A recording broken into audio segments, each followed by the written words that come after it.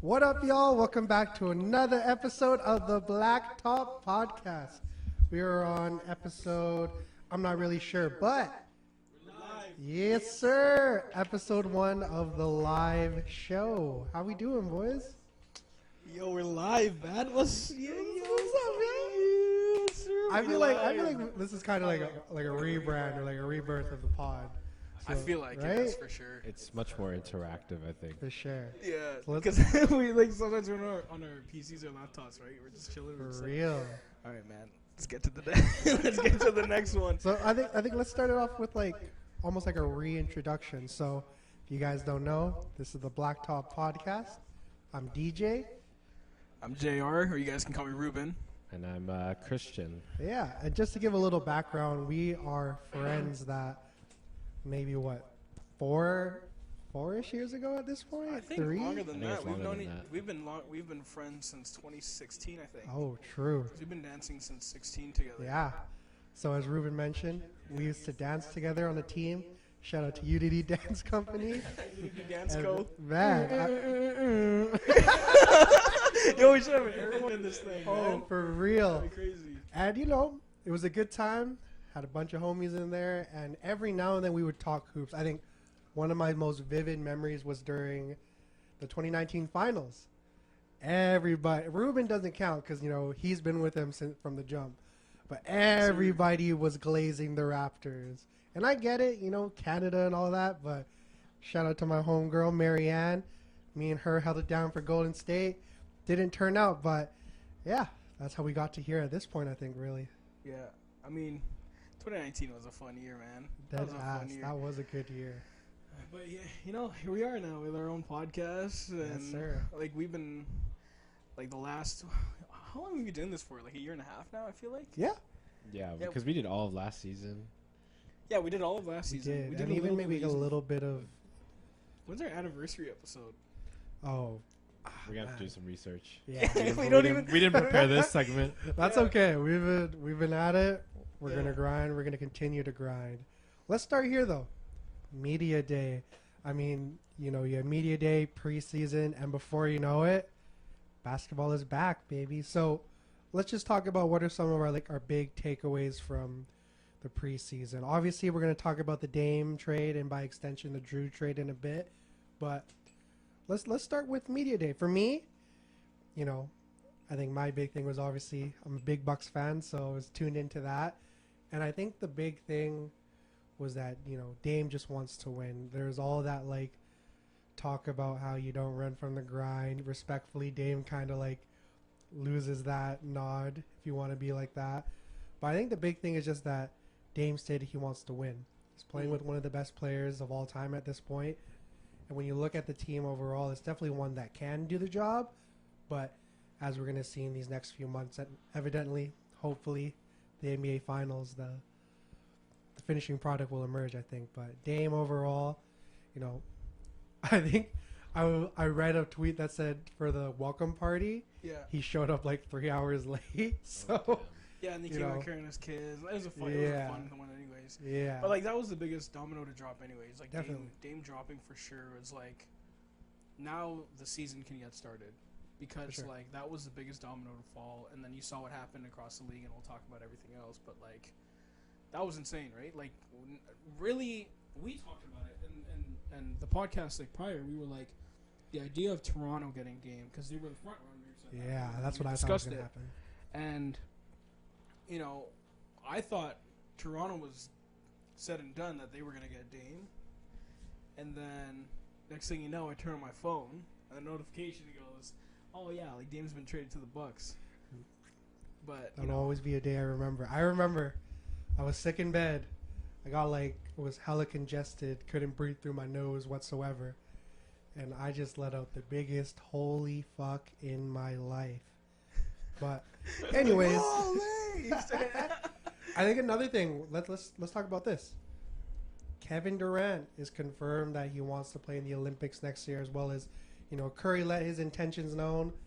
I mean, we were talking about it earlier before we started recording, but we're heading towards potentially an Olympic roster that features 3 of the best players of all time, and Yeah. KD, Steph, hopefully LeBron. But not only that, you got Jason Tatum probably going to be back there, Devin Booker, Damian Lillard, Draymond's yes. Bam for sure, Yeah. and Draymond's definitely going to find his way onto that roster. Which, I think you almost have to.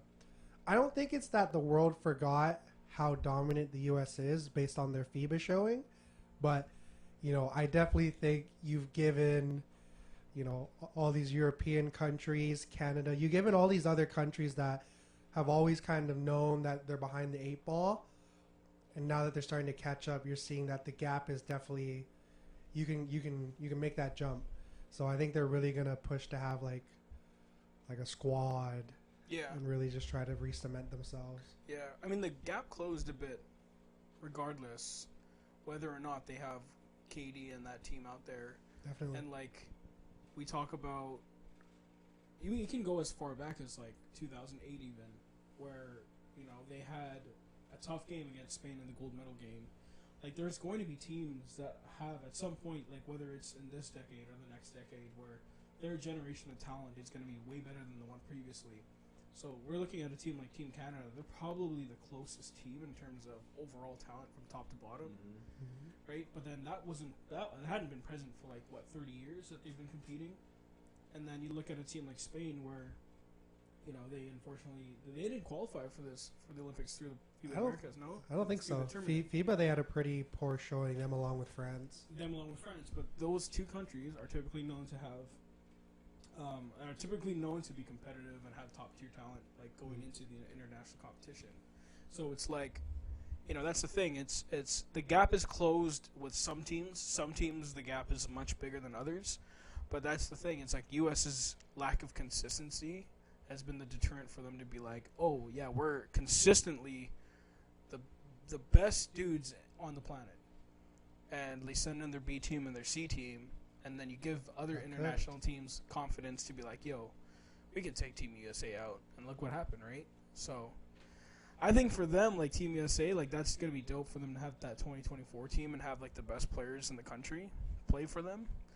But, it's kind of I wouldn't say useless, because they've dominantly shown it, over the last few years. That they'll win gold at the Olympics anyways, but you can't pick and choose, your commitment to the country. You know what I mean? So I don't know. How are you feeling about that potential USA team, Chin? You had some pretty choice words when you were comparing it to the 2008 team and how they're probably going to film a whole doc and all that. Yeah, I don't know. I think LeBron is doing it, for the media attention, respectfully. I think KD is too. I mean, if you really think about, it being a marketable business, KD is a player that in the last few years I think has not been shown a lot of love. People don't really buy his jersey as much. That's true. And I think I think it's just due to him being painted as a villain. He wants to be a part of history at this point. Because for the last some odd years, all the best players that are in the NBA didn't play for the Olympic team, right? So I think it is kind of scheduled for this to be a historic moment. So I do think, there probably will be a documentary 20, 30 years from now. Yeah. And this team will be marked as, the Dream Team 2.0 or some shit like that. But I think it is dope. It is our generation of players that's coming together one more time. For sure.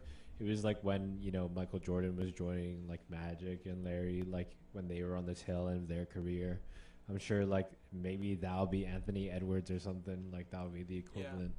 Yeah. That's just kind of how it is. Or Jason Tatum, kind of the passing of the torch, and then the cycle will continue. Definitely. 2008's the best American team you think they've ever created?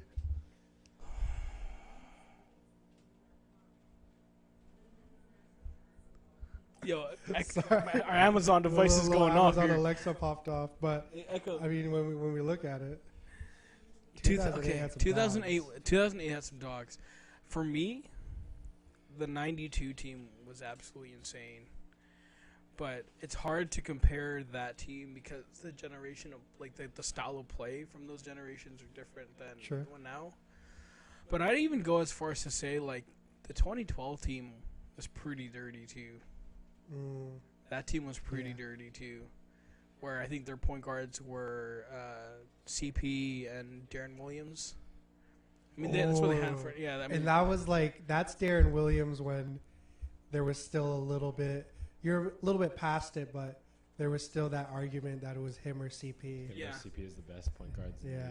that was a hell of a debate back then. That was Darren Williams versus CP3, and it's crazy like how CP's longevity kept up compared to Darren's, because he had a hard fall after he joined New Jersey, now known as Brooklyn. But like that 2012 team was so well built, especially because that was when they had KD. That was the year they had KD. That 2008 team, if I'm not mistaken. I think Melo led them in scoring 28. Yeah, and he was off the. Right? He was off. No, he was starting, right? He was the 4. LeBron was the 3. Kobe was the 2. Jason Kidd was the 1, and I think at the 5 was it Dwight? That sounds about right. I think at the 5. In 2012, I believe it was Chandler, KD, LeBron.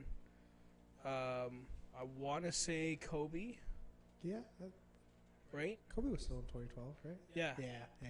And then CP. And I'm pretty sure they had Dwayne and Melo off the bench. Man, any team that has those two off the bench is insane. And that's when they're at their prime too, right? True. Like we're talking about Dwayne Wade. They were just coming off the championship that year against Oklahoma City. That team was pretty dirty. So I mean, apples and oranges at this point, right? True, for sure. So just bring us back. Anything else that kind of stuck out to y'all during media day? Jimmy Butler's emo. Oh yeah. What was that about? He does that every year now, eh? Last year he did the I, Predator thing. I really hope they use that for some of like the promos for when it's like the Sunday night game or. I think they're gonna use that for his image. Like, I think they have to. Either that or Adam Silver will step in and be like, "You got to find a different one." yeah, but like, why would they tell him to do that? You know what I mean? Even True. though they're gonna be like, Well, that's yeah, there's a lot of photos that are used for like marketing or just like simple things that he has the long dreads in too from last year. Yeah, that was. I'm not gonna lie. I think that was an underrated, like, funny moment from last year. I think he's gonna do this every year, coming into the season. What do you think next year would be? Oof, next year maybe a wig. I would want to see Wait, him this come is with like. this is a wig, no? Or is he? Did he actually straighten his hair? No, I think it was actually straight in. That's insane. Jimmy Butler straightened hair. Do you think he's gonna play one game? One Do game you think like he's gonna play that? one game with like? Yeah. Do you think he's gonna play preseason like that? Because he did. Did he play preseason last year with the Dreads? No, he didn't. He went back to his. Yeah, his- because I saw a his thing from rose. like the first practice the day after. It was back to regular. Yeah. Oh, actually, no. Maybe Regular there's braid footage from Jimmy. training camp. Let's see if he kept the hair. Maybe that'd be hilarious. But that's what I'm wondering. It's like fuck. Like, What do you think next year? what do I think next year? I don't know, Maybe man. like a Dr. J afro. Frick, man. And like a crazy like the Like round afro. goofy, like a microphone afro. Yeah. Frick, Yeah, I don't know. No? I don't know. Jimmy's Jimmy. Jimmy's Jimmy. Jimmy's the man. Um, One thing I will say, Jabari Smith looks huge. Yeah. No pause. Looking massive. He does look pretty big, A lot of guys came in looking meaty this year. for sure. Pause. None of them That's- compare to Kyle Lowry, though. Yo, what's going on with Kai Jones too, eh? Oh, Oh my What is going on with goodness. that situation? That brother is I think he needs help. I will just say I think he Yeah. actually needs like some support there. hopefully though they'll be able to get it to him, but that whole Charlotte team is definitely one that's thugs, yo. you can't say that. Oh, bro. Hey, we gotta ice that out. Yeah, okay, I don't mean that. I think it's just a team that's lacking a lot of guidance. Because who's their vet? They don't have one. Terry Rozier, What? the Terry brother, Rozier's their vet. No the wonder brother- why they. the brother who thought Osama should have been hooping. Yeah. Oh yeah, right. Because That's, he's like, that's like a top 5 tweet. isn't he like 6'11" or something? No, I think Osama was like 6'6". Like, damn, Osama's 6'6". Brother should have been hooping. Yeah, I was like, man, how could you say anything positive about terrorists, man? I don't understand. Hey, But Terry said is it. there anything that stands out to me from training camp? CP in a Golden State Warriors uniform looks Yeah, he crazy wants to talk weird. about it. I do want to talk to the Warriors, and like now that like everything's kind of settled in the dust, I think. So my biggest point is I was thinking about the Warriors, and I was just like watching videos and listening to all the guys talk. What is the biggest issue with Golden State in the time that Steph Curry has been their main man and they've been under the system of Steve Kerr? What is the biggest thing that this team has always struggled with? I know what it is, but I want to know if you guys on the top of your head. I feel like it's when the offense gets bogged down and like it gets too dependent on Draymond getting people open. Yeah. And then because of that, Steph has to be more of a playmaker, which in turn like takes away from his offensive like off-ball ability, I feel. Yeah. I mean, you could argue they've never had a real... Like, I'm not shitting on Sean Livingston by any degree, but their six-man game hasn't... Like, Jordan Poole, obviously, coming off the bench in the last 2 years was, like, definitely a step up. Yeah. But to say, you know, Sean Livingston made an impact, but, like, when you think about the six-man role in the NBA, he wasn't on the higher end of six men. Sean Livingston was a dog, though. He was a dog. He was a and, dog. you know, he suffered a brutal injury and still came back and, like, hooped out. But I personally think, like, you got Chris Paul coming off your bench. Like, You think he's coming off the bench? well, even if he doesn't come off the bench, like, they have, like, a true point guard rotation. Yeah. Like, yeah. they are, like, cycling point guard. Like, it's kind of, in my opinion, like, more built like the Boston system now, where you can choose to play certain guys 30 minutes over 35, for sure. 40 minutes, you know? So, both of you are basically what I'm thinking. It's along the same lines, but I would tie it down to two major things. Number one, like you mentioned, variety of offense, and part of that is the fact that like they really lacked some real depth impact, which is like Sean Livingston over the course of the years that they've had. And then like the variety of offense, which is typically like what they do on pin downs with Draymond at the top of the key. But I think it boils down, number one, to turnovers. Yeah. Warriors have always been a high turnover team and a team that plays very free with the basketball. And Chris Paul, at helming your offense, whether he's coming off the bench or not, you bring him in with the bench, right? That means high potent offense. He's going to be able to control the tempo of the game, and he's going to have athletes running the floor with him. Oh, Moses man. Moody. He's going to be playing with J.K., and you were going to talk about this, Yeah. so I'll let you speak to that. If you bring him off the bench, that's what you have, right? And it's very similar to like what we saw with Kyle with Miami last year when he came in with the bench unit. And then on the other side, like if he starts right off the bat, you have somebody who is a threat offensively, who can create for others outside of Draymond. And because when you have that, right, Draymond can be used as a screener at that point. And what he's really good at is positioning the screen so that he can get an opportunity to score. So what he becomes now is a second man in the offense. So he becomes like a primary option to get the ball, because oftentimes teams are going to run out on Steph if he's going on a pin down. And you're often going to leave that guy wide open, whoever's taking the screen, because Draymond's not usually a threat from the outside. So that means, you know, flashing down to the hoop. And CP is a guy that can make those passes. He's a guy that can create offensive opportunities anytime, anywhere, any place. So the variety of offense, I think, impact playing with the bench and just simply cutting down on the amount of turnovers that they have. Because they've always struggled with that every single season. Because they play so freely, and that's what they do so well. But I think CP being able to control the offense a little bit and allowing them to be just more solid, I think will allow them to play less of a... We always talk about them being a team that can just flip the switch. You can't really do that now with the Golden State Warriors because Klay's not at the level he's at anymore. Steph can still do that, but he can't do that alone. They don't have the same depth that they used to have, especially they don't have Kevin Durant. So CP allows them to play more at an even keel level. But I think that's what he's going to bring right away. For sure. Yeah, I think my thing I'm most excited for, I feel like the rotation is going to be something where CP plays the first 5 minutes or so with the starters. Yeah. And then sits for majority of the end of that first quarter. But as soon as that second quarter hits, you put that second unit in. You got CP, Kuminga, Moody. You have a lot of guys that are going to run the floor. And, I mean, if there's one thing CP can do is find the open, like, whether it's the cutter, the guy going to the corner, or I think Jonathan Kuminga is going to be able to catch a lot of, like, he's getting lobs. backdoors, a lot of lobs. I think we're really going to see him finally like unlocked in this offense. Because I think what Jonathan Kuminga's thing is that he's a cutter and an athlete first. And I feel like just because he's listed as a power forward, they kind of boxed him in, or he had this expectation that he was going to be the next Draymond.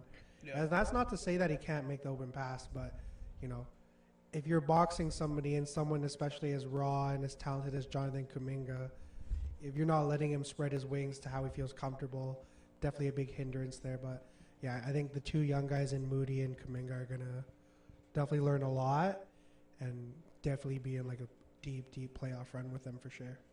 What do you think, Chin? No, yeah, I think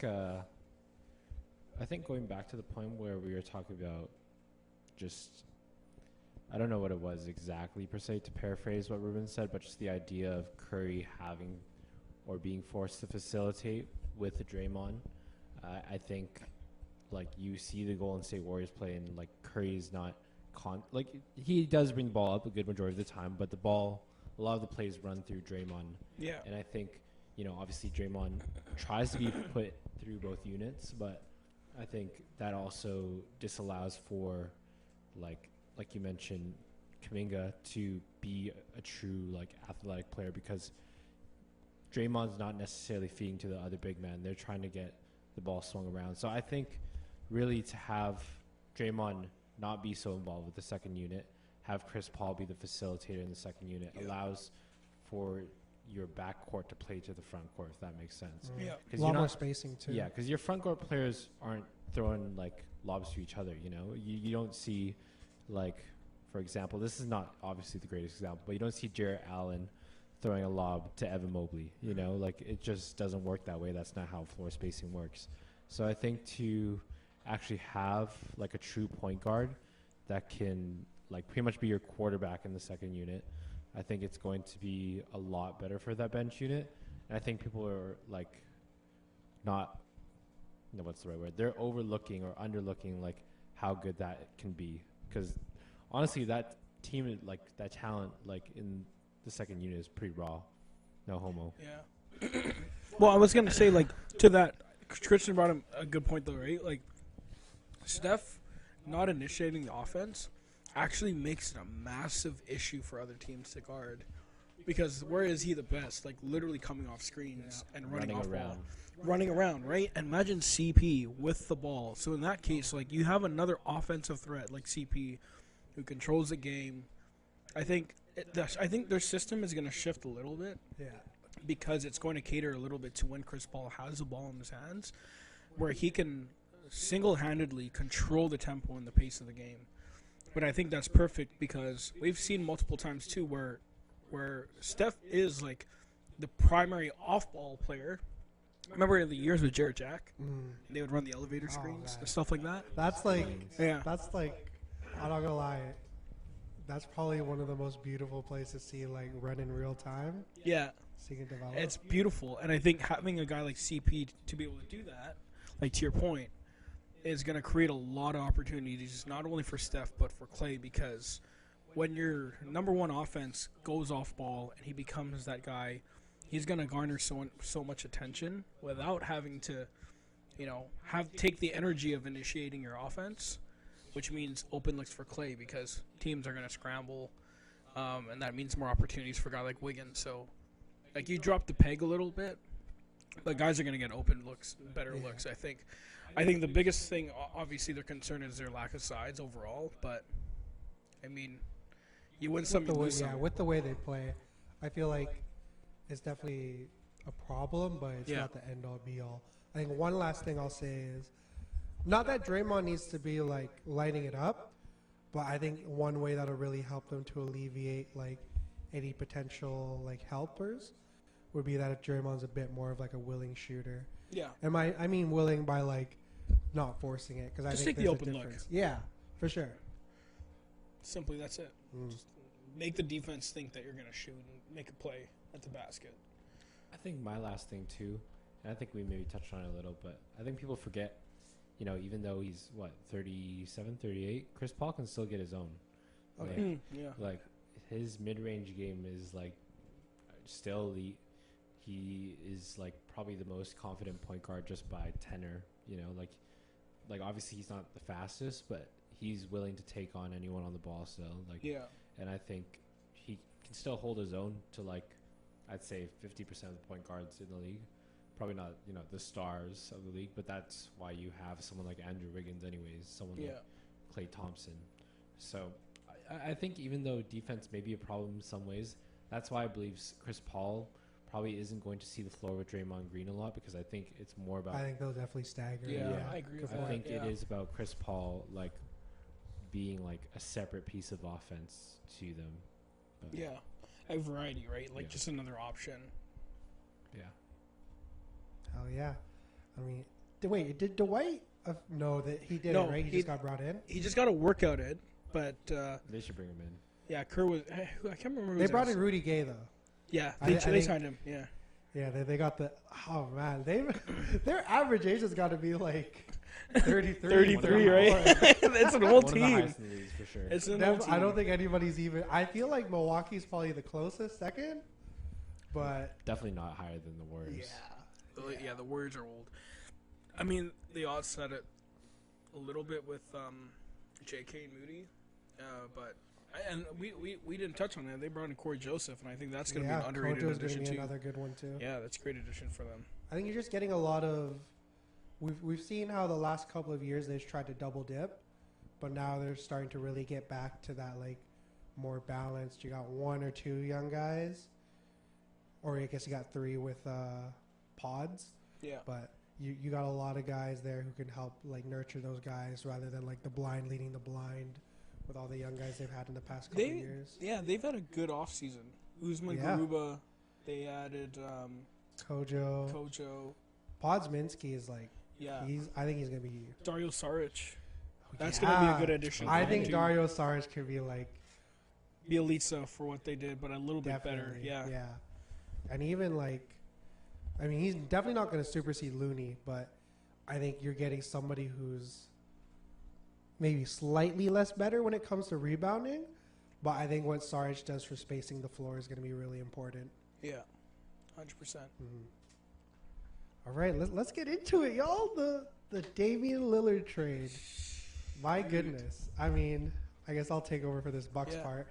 I think when we look at it, when I look at the updated depth chart, I feel like our starting five going into the season is going to be Dame, Pat Connaughton, Chris Middleton, Giannis, and Brook.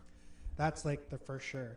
One thing I will say though is like Pat Connaughton, as much as he's been a great role player for us these past few years, I definitely want to see / hope a guy like Marjon Beauchamp can really take a big step up. I mean, we saw him in Summer League. Obviously, take a lot of that with a grain of salt. But I just think you look at how he started the year, definitely very timid. We all heard his story where it's been a big grind to get to the league. And then now we see him in the league. He definitely showed that a lot of the flaws that got pointed out during the scouting process for sure need work. But I think the big thing was that he was a willing shooter. And I think when you look at the fact that you're going to have Dame and Giannis alone, not even considering Chris, there's going to be a lot of open shots on that floor for sure. So I think Beauchamp should be one that looks to like create from there. And the fact that he's a dog defensively. There's definitely been a few plays last year where he like locked up. Not to say he clamped anyone by any means, but he is a guy I think will take a big step up. I love the rookie that they drafted with our limited draft resources, Andre Jackson Jr. Part of that big like run. What was it, UConn, right? UConn won the NCAA this year. But yeah, just seeing the energy he plays with. It's crazy that nowadays, like effort is like a skill at this point. But he's a guy that has a lot of that, so I'm excited for that. Jay Crowder, hopefully, I love Bud, but he's definitely a guy I think got pushed to the side last year. But now that we look at how this roster's a little thinned down, he's definitely a guy I can look to, being a little step below how he was for the Suns in that playoff run, hitting timely shots and providing a big body for defensively. And Bobby Portis is Bobby Portis. I mean, heart and soul of this team. I'm excited for that. So I think the big takeaway from this trade is that you not only cemented one of, if not the best duos in the league, but you know, we've all heard how during the summer Giannis was like, you know, hey, if Milwaukee's not going to do anything, I'm going to just leave. You know, we saw that with how Thanasis even almost left. And I think it's another example of player empowerment to where he uses leverage of like the fact that, hey, I'm not signing this year. It doesn't make sense for me right now. And then now we're looking at what are we going to do as a front office? You know, John Horst, one of the best in the business, man, got Drew, gave up a lot of assets, but now, boom, you give up one guy. Who do you get? The second best point guard in the league right now, arguably the 1A, 1B in shooting. If you talk to some people, you know, Damian Lamonte, I believe is his middle name, Lillard. I'm just excited for this year, man. You know, I'm gonna be glazing Dave for show. Maybe might have to grab a jersey, but yeah, I mean, I think if anything though, I feel the window is maybe 2 or 3 years. You know, I think that it's a small window. They're going to have to maximize it for sure. But, hey, I think you've secured the fact that Giannis will end his career as a Buck with this trade. How y'all feeling about it for the Bucks? I personally really like the trade. I mean, you can't argue that Damian Lillard, in my opinion, like honestly, in my opinion, because it could be a toss-up in any argument, but I think you got to say he's top 3 point guards in the league still. For sure, at least. What I will say is that I really like this trade for them in terms of the offensive identity. I think it's what the Bucks maybe lack with having almost the one-dimensional scheme around Giannis, even though, you know, Drew got very involved in the offense. Yeah, and to that point, not sorry to cut you off, No, it's all but good. when we looked at, like, the series with the Heat last year, how they, like, completely shat the bed, that was a big thing. It was the fact that as soon as the ball crossed half court, there was nothing they could really do. You know, Chris still coming off the injury. You could tell he was a little hampered. Drew definitely had some points there where he, like, led us to, you know, to be in those games. Forgot what game it was, but I think it was, like, game 4 where they almost won it. And I was watching. I was like, oh, man, they're going to lose this game. Because they had maybe, like, a 10-point lead, and that was when Jimmy went into, like, Jimmy mode. Couldn't be stopped. Made Drew his, respectfully, his bitch. But I think respectful. I love Drew, man. I'm gonna miss that man, but I think half court creation was definitely is, but has definitely been like the biggest problem the last few years. And I think that's all really, honestly, I think that's been a problem since Brandon Jennings really left. When you look to like how their rosters have been, because Eric Bledsoe, you're not depending on him to create. You know, Chris Middleton was really like the only guy that had some kind of ability to create off the bounce. Giannis has like spurts here and there, but you're not expecting him to do that for like a whole 48 minutes, for sure. Yeah, and I think like to the opposite of that point, I think that's like a plus like improvement. I think the one thing I'll like be quite like just objective about is like the like question mark on obviously like, you know, like I think as a precursor to what I'm about to say, I'm not saying the defense gets that much worse. There's still, you know, defensive player of the year and a player that's top 3 DPOY as well. But I think the defensive identity on the perimeter changes a lot with the loss of Grayson Allen and Drew Holiday. For sure. I think you almost have to like learn to play new schemes with having that different backcourt, just because I think, you know, in the front court you're obviously stacked on the defensive end, but I just think there's going to be a lot of teams that are going to look to target the perimeter game, and like a lot of teams like, to be honest, are going to die by that, trying to run that on the Bucks, because not every team has like, you know, these revolutionary 3-point shooters. But a team like the Warriors, for example, even though, you know, they're not going to run into them in the playoffs unless it was the finals, like that would be a team where you would really have to learn to adjust, because I think like that's where someone like the front court will kind of, people will try to run circles around Dame and Pat Connaughton specifically, right? Yeah. So I think they're going to have to learn new schematics, whether it be playing more zone, whether it be like learning more matchups. I don't know what it is, but I think Dame hasn't been the most like preliminary defensive player in his career. Pat Connaughton is serviceable, but Just about, yeah. But Grayson Allen and Drew Holiday could have been considered the best defensive backcourt. Yeah. Yeah, definitely. So It's high level defensive. you trade one thing for the other, but obviously, because you have that defense already, in the front court, that offense in the backcourt gets that much better, and it's almost like, I think overall the trade is a win for sure.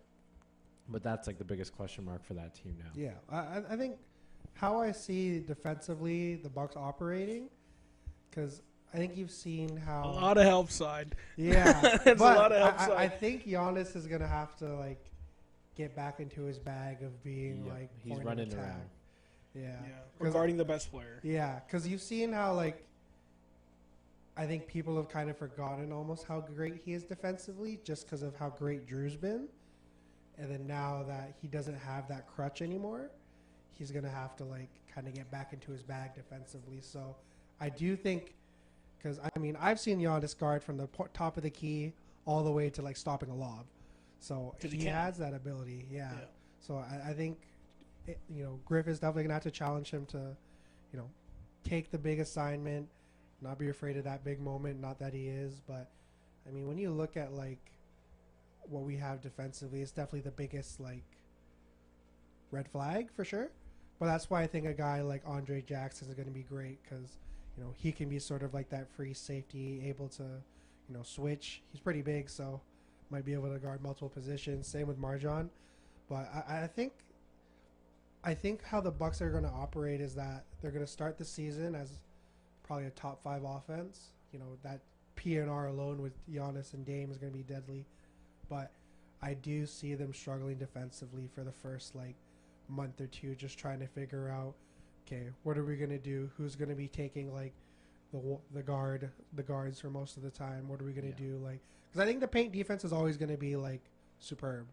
100%. You have Burke and Giannis, arguably the best defensive front court duo, but it's really the wings and the guards that they're going to have to figure out. And I trust Griffin because when you look at the pedigrees coming from the Raptors, the Hawks, how those teams have performed in the past, especially with the Raptors defensively, he has the IQ to get it done. Fully have the faith in him, but now it's just about putting pen to paper. Yeah, I'll shift over to the offense because we've touched defensively their biggest concerns, and you've talked a little bit about how there's that lack of shot creation on the offensive end. I would even go as far as to say this changes their whole outlook offensively. Yeah, because sorry to cut you off. Yeah, but, we have our Batman, our Robin. Yeah. And now Chris Middleton, he's the Alfred, but he's probably the best Alfred in the league right now. Exactly. Yeah, he becomes the best third option there is. And that's a tough take. The best third option? Who's the best third option in the league? Actually, I might have to go to Bradley Beal. Oh man, okay. I didn't even think about the Suns. Bradley Beal might be the best third option. I think, yeah. But Bradley Beal. Bradley Beal? I also think. Well, we haven't seen him in real winning time basketball yet, so we got. True. But I'm not trying to be biased here, but the Celtics do have 3 20-point per game players now. Oh, yeah, the guy who can't go left? I'm saying Jaylen Brown. He's not going to have to do a lot of left-handed dribbling with players like Kristaps. And let's be how good Drew Holiday is. Drew Holiday is their fourth option. True. Who's the best fourth option in the league? Yo, Scotty Barnes.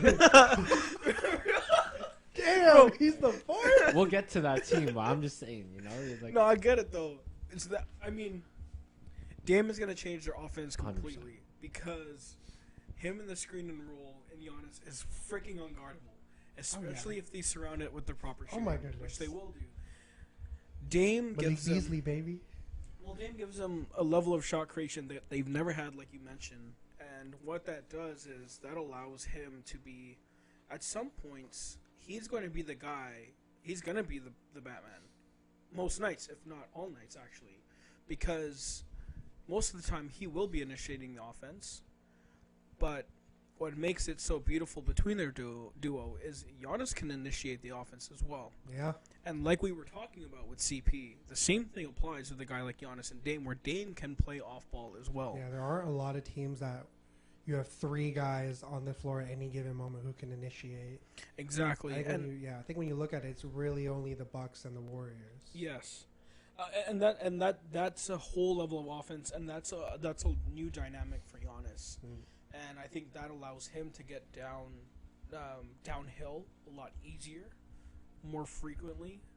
I think that also allows more post opportunities for him, because when he gets in the paint, and he was working with Hakeem this past summer, right? So That is Paying crazy. that, what is it, 50 grand yeah, for a 50 session? grand for a session. Yeah. I mean, he's got That's that. light. That's That's like light. Yeah, that's that's- chump change, but like, for us, 50 grand's a house and a wedding, and That's damn, bro, I'd like some 50 grand. I wish I could have 50 grand to spend. Yeah, but it's like that allows Giannis to be his best version, because if you were to play off of him, the best thing you could do there is, if you're gonna play off of him, run a DHO with Dame. You're not gonna sit back on Giannis as a lead defender on a screen on Giannis, because if the lead defender is dropped back this far, and Dame is coming off a curl and catching it at the 3-point line, his defender is already late, and the guy is dropped back so far. You're creating so many open looks. For And sure. if a guy is going to rotate over from the opposite side, like a corner defender, Chris Middleton's probably in the corner. Brook Lopez can hit the 3. Pat Connaughton, Jay Crowder, Marjon Beauchamp. Like, you're going to get a lot of open looks. So this offense, I think, is going to look really good with Dame. My only concern is if Dame has an off night, then that requires a lot of Middleton. Yeah. And I think the reason why I'm calling it a concern is, yes, it's nice that Middleton is your third guy, but we're talking about Middleton pre-injury. True. So we're talking about Middleton like pre-injury, when I think we should really start considering post-injury Middleton now. And so we've seen flashes since he's come back, but I don't know if he's at the same level that he was pre-injury. And I don't think he ever will be again. No, And I that's think something a to good put point. up for debate, but at least he doesn't have to be the clear second option. And I think that's where a guy like Clay is going to find some success, because he's not going to be a guy that's needed to go out there and do 20 anymore, because CP's there. So I think that would be my only biggest concern, is if we're talking about post-injury Middleton and it's nowhere near the level that he was at one point, we might be, and take no offense to this at all, we might be overrating the Bucks a little bit. Yeah. Just a little bit. That's my thing. I'm not trying to get too high, because I think, like how we talked about, like the offense is for sure going to be good, but the nights where it's going rough, where Dame's 5 for 20, Giannis in foul trouble, you're going to have to rely on Chris. Is not something that I'm not necessarily am fully confident in, but I think he can for sure get it done in spots. Yeah. Yeah, Which I think he will. And that's why it's good that he's a third option. definitely. Let's transition over to the Trailblazers. So, after this is what they were supposed to get from the Heat when Pat Riley supposedly said, take it or leave it. So they were supposed to get Tyler Hero, 2 first-round picks, and a throw-in contract of either Kyle Lowry or Duncan Robinson. But instead, they have turned it into DeAndre Ayton, Robert Williams, Malcolm Brogdon, 2 unprotected 2029 firsts, Golden State's pick next year, and 28 and 30 swaps. I think those are with Milwaukee. I mean, first of all, that is an insane haul. Well, that was like the tally, right? The end tally. Yeah, That insane haul. Like, crazy. they managed to turn one asset to another asset, and they kept flipping it like shadow flipping happens in freaking Vancouver. I mean, it's crazy because, I mean, I was looking at their past starting fives, even like before Dame, and I don't think it's crazy to say like This is this better. upcoming starting. I mean, Yeah. if you think about it, Joe Cronin or whatever his name is, he's built like a better team around Scoot in 1 year, not even a year, like 3, 4, 5 months Than than has he with ever Dame. did in like 12 years with Dame. And it's insane, right? Because it's like that team, if you look at them starting their future, like DeAndre Ayton at the center position, Right now they have Jeremy Grant at the 4. Let's see how that plays out. He's probably going to be dealt once that. I think what's the poison like the. I think early December is the earliest guys like that can get traded. And then they got Shaden Sharp at 3. Mm-hmm. Obviously Anthony Simons and Mr. Scoot Anthony Henderson. Simons is. If I had to pick an MIP to start the year, Anthony he's probably where I Simons. got my money on. That's a good pick. I mean, like, listen, this is such a good roster in terms of like being able to fill position by position with young talent, and then being able to develop that. I think that's super exciting. And I would go as far as to say this team looks like a play-in situation. Yeah, I wanted to say that too. I think low end, if everything goes right, if DeAndre Ayton like either goes back to 18-10 or even like surpasses that a bit, Yeah. they definitely have all the makings to be like what the Hornets have been the past few years. Yeah. Really young, but are like fully game and ready for. Well, maybe that's how they're not like the Hornets because Yeah. Hornets always blow it.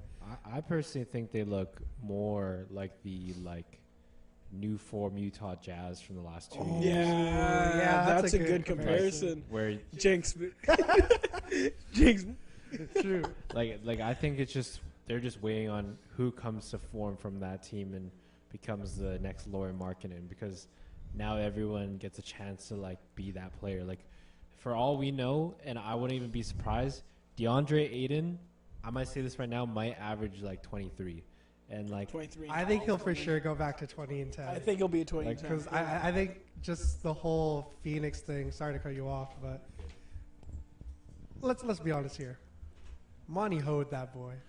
Yeah, man. 100%. He was definitely scapegoated. Yeah. he was always the scapegoat. We're not going to pretend that Devin Booker did what he could. CP broke down again, but just for some reason it all falls onto DeAndre Ayton's shoulders. Mm-hmm. And granted, there were points in time where he got destroyed. There were points in time where Jokic made him look like a little boy out there. But I think, we all respond to how much effort we put in based on how we get treated and what's around us. And Yep. I think when you look at how he always got depended on, always got maybe even picked on, it was kind of like a foregone conclusion that it wasn't going to end well. But I think now, another thing I will say, though, the center position is probably the one where young guys aren't going to be like the dogs in it. Yeah. I think it's the one position where it takes the longest to really fully get cemented in. And it's right around this age of 26, 27 where I think guys start to figure it out. But DeAndre Ayton is a guy I think still has the potential to be one of them ones, a top 10, even top 5 center in the league, really. I agree. Yeah. I mean, he's got the skill set for it, for sure. He's got the skill set. He's still got youth on his side. What is he, 24 right now? I think 25, 26. Is he? Yeah. Yeah, I mean, that's still a good age range. There, and he'd signed that extension last year, or that RFA deal last year. So, I mean, this team looks super interesting. They're going to be fun to watch because they're so athletic. Yeah. And that's very We're difficult waiting to also guard. to see what's going to happen with Malcolm Brogdon. Yeah, and I think they spoke about it. They were saying that they're going to keep him because they want the right amount of veterans around this team, which I think makes a lot of sense. But I would not be I wouldn't be surprised if he ends up getting dealt by trade deadline. Yeah, And I think that's feel what's like going to happen. they're going to – Chauncey's for sure going to plug him into being a six-man. Yeah. I mean, that was his role last year anyways. True. So I think that he's going to play that role for this team. He's going to be a veteran. He's going to be a leader. And then you look to ship him off at trade deadline when teams are looking to make that extra push for a little bit of draft capital or for a nice young player. We'll see how it plays out. I think, in terms of this season altogether, and we'll probably touch on this later, the parity is still there, even though these super teams have been built. The parity is still there. Yep. And I think any team can shift the balance with one or two moves. So, I mean, even though Yeah, we that's don't what look Twitter anymore- was saying. Yeah, Malcolm's going to, impact who wins this year. I think so. And multiple other players, too. You never know who could be available. Siakam could be available by the looks of what happened at Media Day, but, we'll get there. But yeah, I mean, first of all, when you look at the depth too, it's like a good 9 or 10 deep. Yeah. Because I think you got Malcolm, obviously. Robert Williams is no slouch at all. Oh, that's right. He's probably going to Yeah. start, actually. You think so? I think, well, their idea was that they're going to play together. And I think Jeremy Grant is going to start at the 3, so which means So you Shaedon Sharpe push will come off the Shaedon? bench Ooh, with Malcolm Brogdon. So that's already that 7 could be deep. nice. And then But they I also have, feel like Shaedon will for sure he's going to put up a fight to Yeah. being a starter.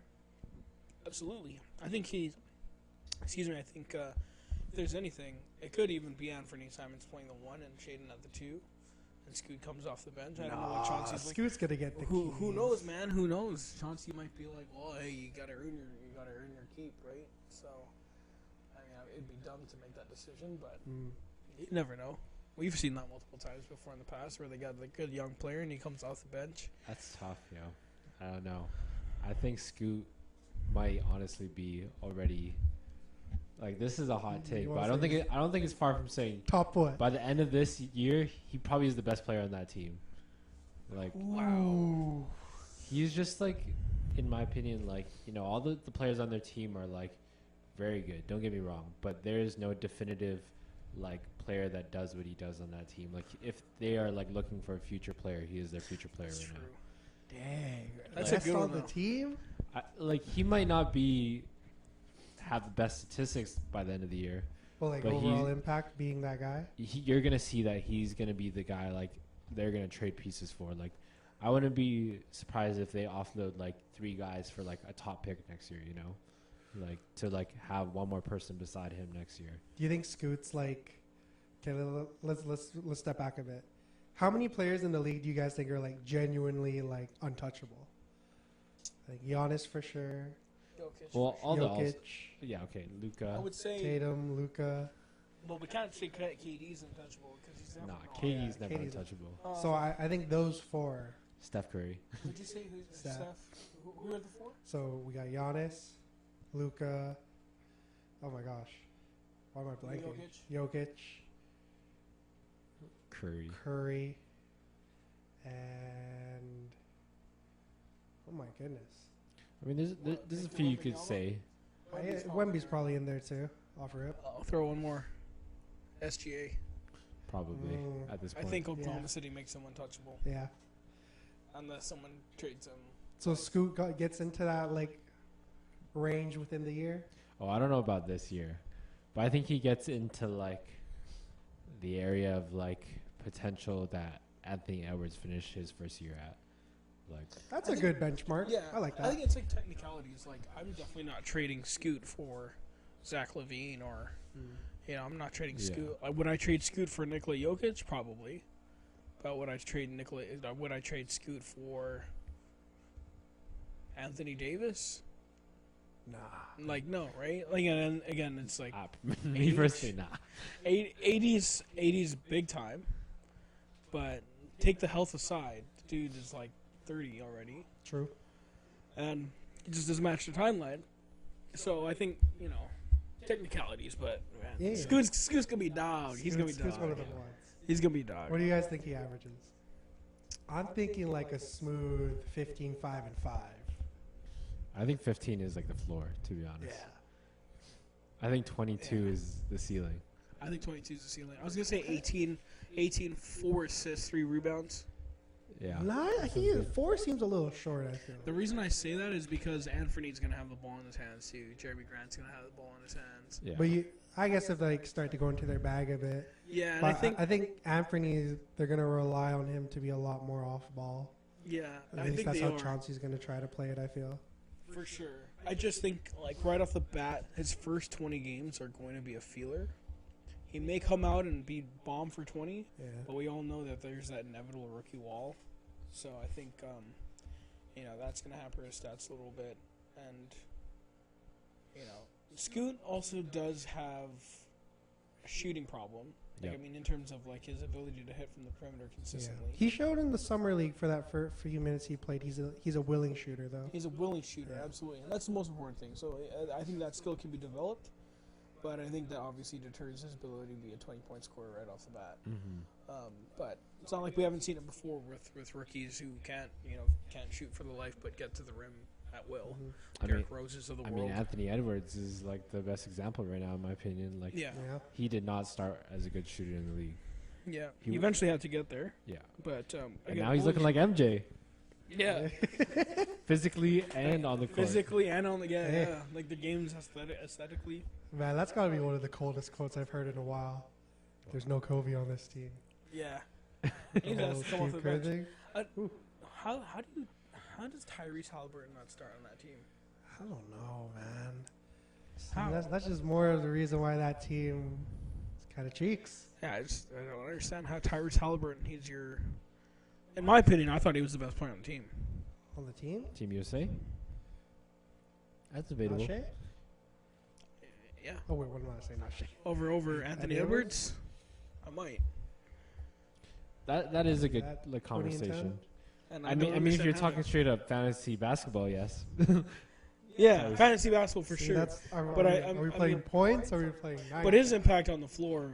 Either way. Indiana was a good team before he got injured. Yeah, they're playoff bound. So, I mean, anyways, another conversation. But True.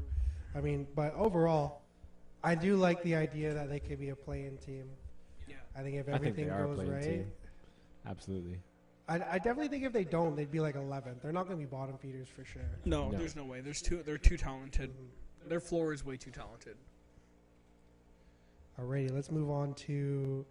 Y'all want to do the Suns first, or should we go? Actually, let's just get the Suns out the way. Yeah. I think the big thing overall, James Jones is a wizard. That's the one thing I'm really here to say. Because, I mean, they went from depending on, like, Kata Bates Diop, Drew Eubanks, Yuta the Shooter, Jordan Goodwin, Eric Gordon, and not to say those guys aren't serviceable, but if you're like relying on them as like your 6th, 7th, 8th man, tough, very tough. But they've been able to turn that around to where now you get Grayson Allen, very prime like secondary, tertiary creator. Nazir Little, I think, is a guy who could really be one of like the sleepers in this package because, coming out of the draft a few years ago, he was like ranked very highly in his class. Goes to UNC, lays a little bit of a stinker, comes out, gets drafted towards the end of the first round with Portland. And in Portland, a lot of injuries, a lot of inconsistent play time and all that. But then last year really started to get it together a little bit for sure. Got a bit of his shot back. But now I think when we're looking at this starting 5, I think he's a guy that could end up being that 5th starter on this team. Yeah, I think so. I mean, they're pretty deep now. Yeah, honestly. That's an 8, 9, 10 rotation team. Yeah, so just to read off the depth chart they got so far, you got Devin Booker, Eric Gordon, Jordan Goodwin as your point guards, Bradley Beal, Grayson Allen, Keon Johnson's another sleeper, I think. Josh Okogie, Nazir Little, Damian Lee, KD, Kata Bates Diop, Yuta Watanabe, and then Nurkic and Eubanks. That's a... Yeah, I think Nurkic is another guy. Isn't Bol Bol on their roster too? Oh, Bol Bol too, yeah. But I mean, as much as we want him to get PT, I think when you look at this roster, it's going to be tough now. It's a good team. I think what they have is a little bit of everything. So obviously top heavy with talent. Yeah. I think that's we can exclude that from the conversation because we know shot for shot, this is probably the most high-powered offense. This is probably the most high-powered. Absolutely. Bradley Beal, Kevin Durant, Devin Booker. There's no doubt. But you're talking about guys who fill their roster really well. Right, Eubanks and Nurkic. I mean, whether or not you had Ayton in there or Nurkic and Eubanks, you're not going to lose a lot on that center position. Yeah. And in fact, I think from an offensive standpoint, Nurkic might be better because he's a better playmaker in the high post. I think there's an opportunity there where he can be used similar to what a Jokic is, and in terms of just being a playmaker as a big guy, where you can center the ball in the middle of the paint, and you can make decisions from there. I think Ayton wasn't great at that last year. So you put him in that position. Drew Eubanks has 5 fouls and some defensive rebounding and some toughness. But then, you know, you talk about Ito Watanabe can spread the floor. He's a guy I really hope gets some decent burn. Which I think he will. Yeah. Eric Gordon, Grayson Allen, Nasir Little is a huge addition for them because he is, you know, obviously a really good defensive wing, athletic. He can play up tempo. I think Jordan Goodwin has some really solid ability. Definitely. And so it's a 9-10 deep roster that has everything from rebounding, defense, offense, IQ, toughness. They're gonna be good on the nights where like one of the big dogs has to like take some rest. Exactly. And again, like they have guys that can fill that role and play that role too. You know, what do they say? The saying they use is like star in your role, right? And I think they have guys who can do that. I think, yeah, James Jones is a wizard, man. The way they built that roster around, and the beauty of potentially moving Bradley Beal in as your point guard is kind of underrated. And from what I understand is that they're planning on making Bradley Beal their full-time point guard. Not D-Book? No, I think it was Bradley Beal that they were going to say he was going to play the point. I feel like they're going to be able to like play on and off. I think so. Because I think Bradley Beal was saying he wants to get back into his defensive bag. So I mean, if he is, then he could be the point of attack.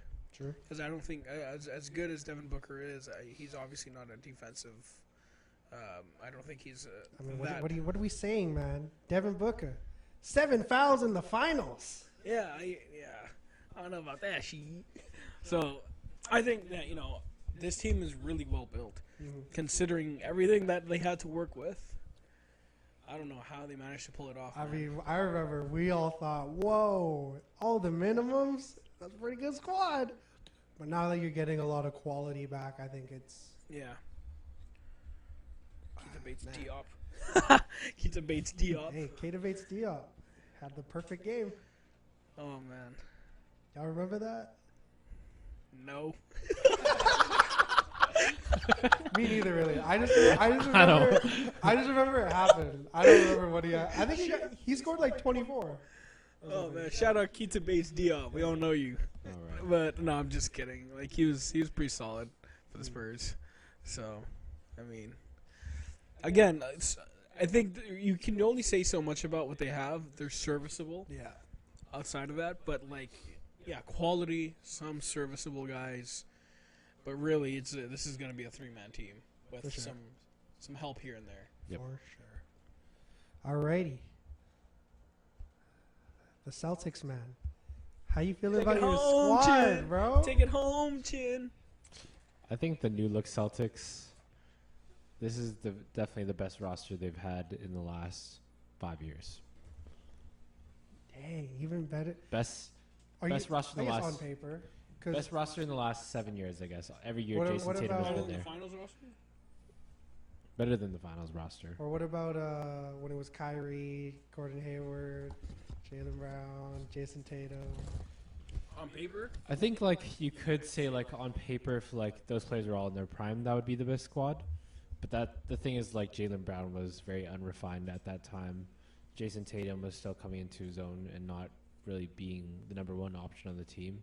Mm-hmm. The way you look at it now, with every player in their current status, this team I think is very good. I think I will admit they are lacking maybe a piece in the front court now, with Robert Williams being gone. Definitely a player that I think took on a lot of the tough assignments in the front court. What I will say is that I personally love Malcolm Brogdon and Robert Williams as a player, both as players, but they were both the most injury-prone guys on the team. What college did they go to?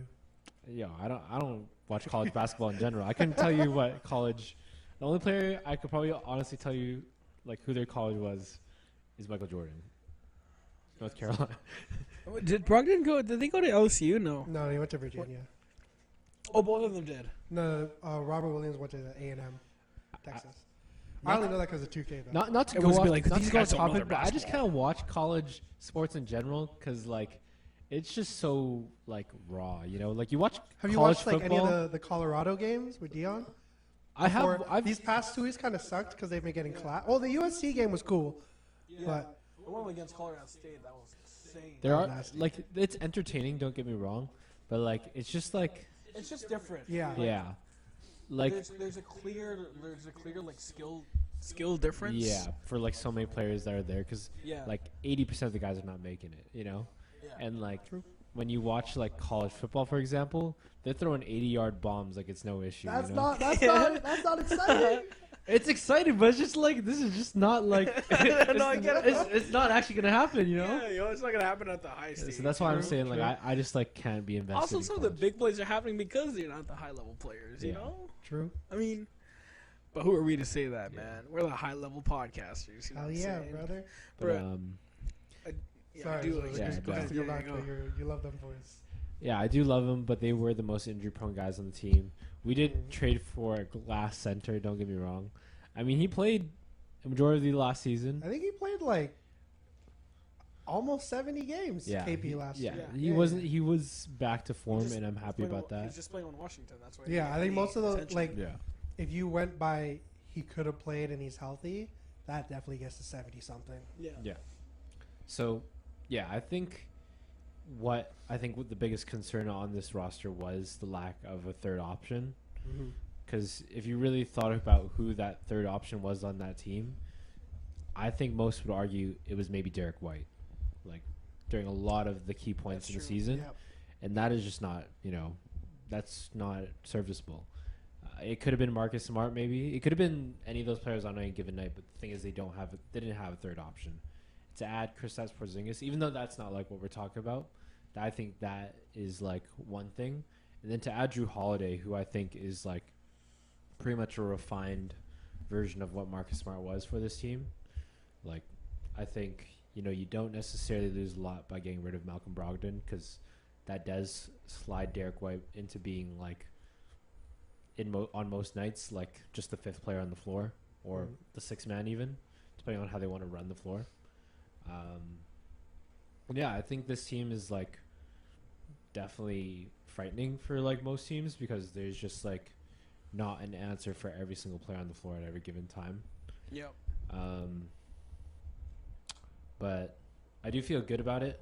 I do think, like there's going to be some question marks if, say, Al Horford gets injured or Kristaps Porzingis gets injured, because then Your front court's thin, man. Who's the is it Yeah. Luke Cornett? Luke Luke Cornett. Cornett.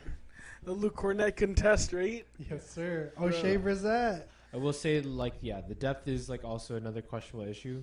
Yeah. But I think the thing is, the 7 men they run through is like probably like the best 7-man rotation, True. 7-man rotation in the league. Yeah, True. well, I mean, this allows Peyton Pritchard to play some more important minutes, and I think Yeah. he's also a very quality player. He dropped 60 in BC, yo. Yeah, it's Yeah. crazy. I think, like, that's what I'm saying. Like, Peyton Pritchard's a guy I think that can seriously play. He just hasn't been lucky enough with opportunity, Yeah, which I think he's going to get with this team. they were flooded with point guards. Yeah, 100%. The thing with the Celtics that makes me interested is they do have a big three. They have a big three that we can certainly say there's a big three. It's Tatum, Brown, and Drew. Porzingis for me is a question mark only because we saw him do that with Washington. Yeah. So when he's in a winning scenario, can he, number one, stay healthy like you mentioned? Number two, can he reproduce, can he bring in some of last year's magic to the Celtics team? Right. And can he consistently be that backline of defense and be that versatile offensive option for them? And at 7'4", he's going to have the opportunity to be a huge piece of the puzzle for the Celtics. Because I think what he does is going to complement so much of what Brown and Tatum do. Yeah. And, again, a big man who can spread the floor, who can actually play in the post, who can play on the screen and roll, who can play in the pick and pop. A guy who you can throw it down low if you want to. He's got the size and length, and then you have that defensive ability. I think on both ends of the floor, he's going to complement the wings really well. And I think we were talking about this a little bit. If Drew ever gets beat down the floor, which is probably rarely, you're going to be met at the rim by Kristaps Porzingis. Yeah, crazy. That's pretty tough. And so I think from a defensive standpoint, I think the Celtics improved a lot just from their personnel. But we also can't forget to consider the fact that losing Marcus Smart is a huge culture shift for them too. That's my big thing because I'm just wondering who's going to be like the leader. And I was listening to like KG Certified, and they were saying I think it's finally time for Jason and Jalen to step up. And I think they definitely have. Seeing how they've risen from like being kind of Kyrie's understudies or whatever it may be, but now I think they're really gonna take that full step, and we're gonna see some magic for these boys. I think only thing I really have to say is, man, can you imagine a closing lineup of Drew, Derek White, Jaylen Brown, Jason Tatum, and KP? That's not losing a lot of games because I mean, like if I'm the Hawks, that might be that's an easy sweep. Yeah. Because I don't want to play Boston in the first. True. I don't Shortest guy in that five would be what? Derek White. Drew 6'4", 6'5" apiece. They're going to be able to switch everything. They're going to be able to be like one of the most versatile teams in the league. Yeah, 1 through 4 is scary. Yeah. Yeah. And KP is not a joke either. Don't get me wrong. Absolutely not. Yeah. It's just going to be a lot of like, I think figuring out the pecking order. Yeah, 100%. And I see Drew as a guy who's going to like, I think he could average like 15, 5, and 10. Because I think the dip in offense, like production-wise, counting stats-wise, is going to be there. But seeing his uptick as a playmaker is going to be great to watch. I would rather see the Bucks in the playoffs than I would the Celtics. Hell yeah, man. I would it's just tough to say right now, I would rather play the Bucks. I think it's Celtics going to right be the now. same as like Right now. 2022, where that was kind of the finals. Yeah. I think the Bucks and the Celtics honestly meet each other in the East this year. I think so too. For sure. I think so. I don't think there's another team that's close to them in terms of caliber. Philly's going to be gone. I mean, if you're talking about Max Strus being the key to the Cleveland Cavaliers, I think you've lost a plot. Hey, man. Give me Imani Bates. Yeah, I don't know. Is there a team right now that's even close to them in the East? To those two teams. I mean, we can't discount the Heat. Let's be honest. Like obviously. Hell yeah, we can discount the Heat. What are we talking about here? Yes, we can. Okay, They lost. No. Hold on. Think about what they lost. No. Gabe Vincent, Max Strus. You're gonna rely consistently on Duncan Robinson And Kyle Lowry. But here's the thing, like, we can talk about players all we want.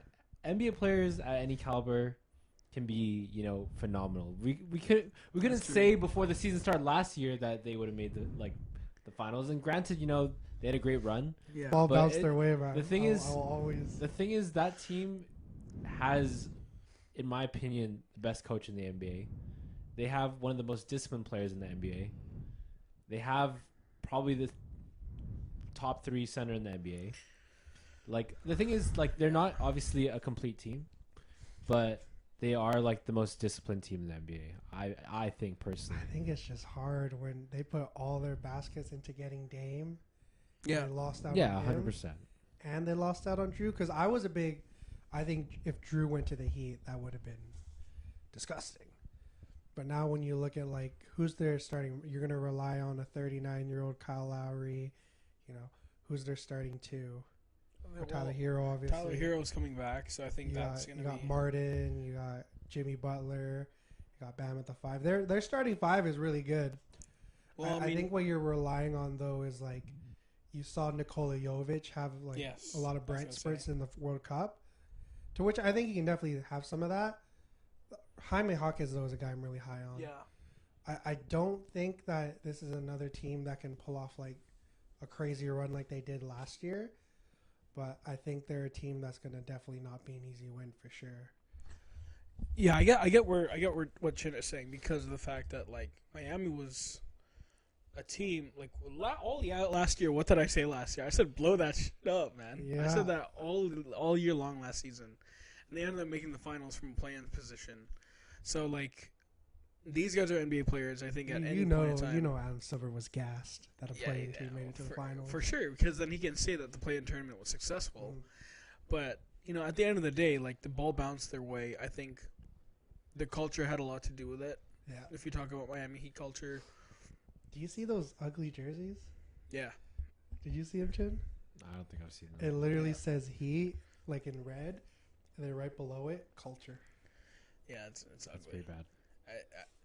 I get what Shane is saying. Like at any point in time, I think Miami can make a run. I think any team can make a run. I mean, we saw it with Hornets? Sacramento last year. I mean, yeah, I don't know about the Hornets.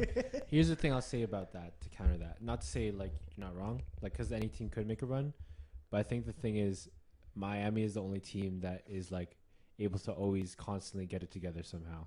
Like in the last while, like Gabe Vincent wasn't even a fucking starter in the NBA until last year. You know, like he came out of nowhere. Max Strus came out of That's true. nowhere. Yeah.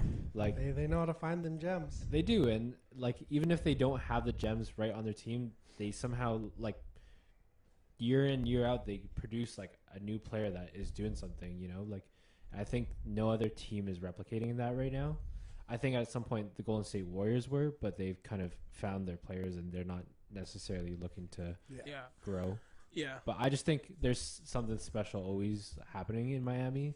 And I'm not saying they're going to be the best team in the East, but I think they've always been undercut every year just because like their roster doesn't look flashy, you know? Yeah, they managed to be competitive regardless of Yeah. what they have. And I mean, yeah, you're right, because we didn't think that Miami was going to make the finals in 2020 in the bubble. And they absolutely did. Yeah, and they They did. made the finals in twice in the last 4 years. Yeah, and they made the Eastern Conference Finals 3 of the last 4. They're one Jimmy shot away from it. Yeah. So, I mean, I think Chin's speaking the truth in the sense that, like, True. this team is...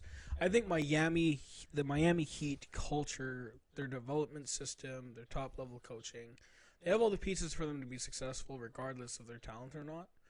So, it's just tough to see them The roster losing doesn't the look players good. they did. I'll still be honest, Yeah. you know? Yeah, like, losing the players that they did, though, with Strus and Gabe Vincent, Yeah. like, they were such key cogs to them, like, being the type of team that they were, because they were guys that were tough, that could hit the three, like, they were perfect fits around what Jimmy and Bam were, and they didn't really address those holes. They haven't addressed those current holes now.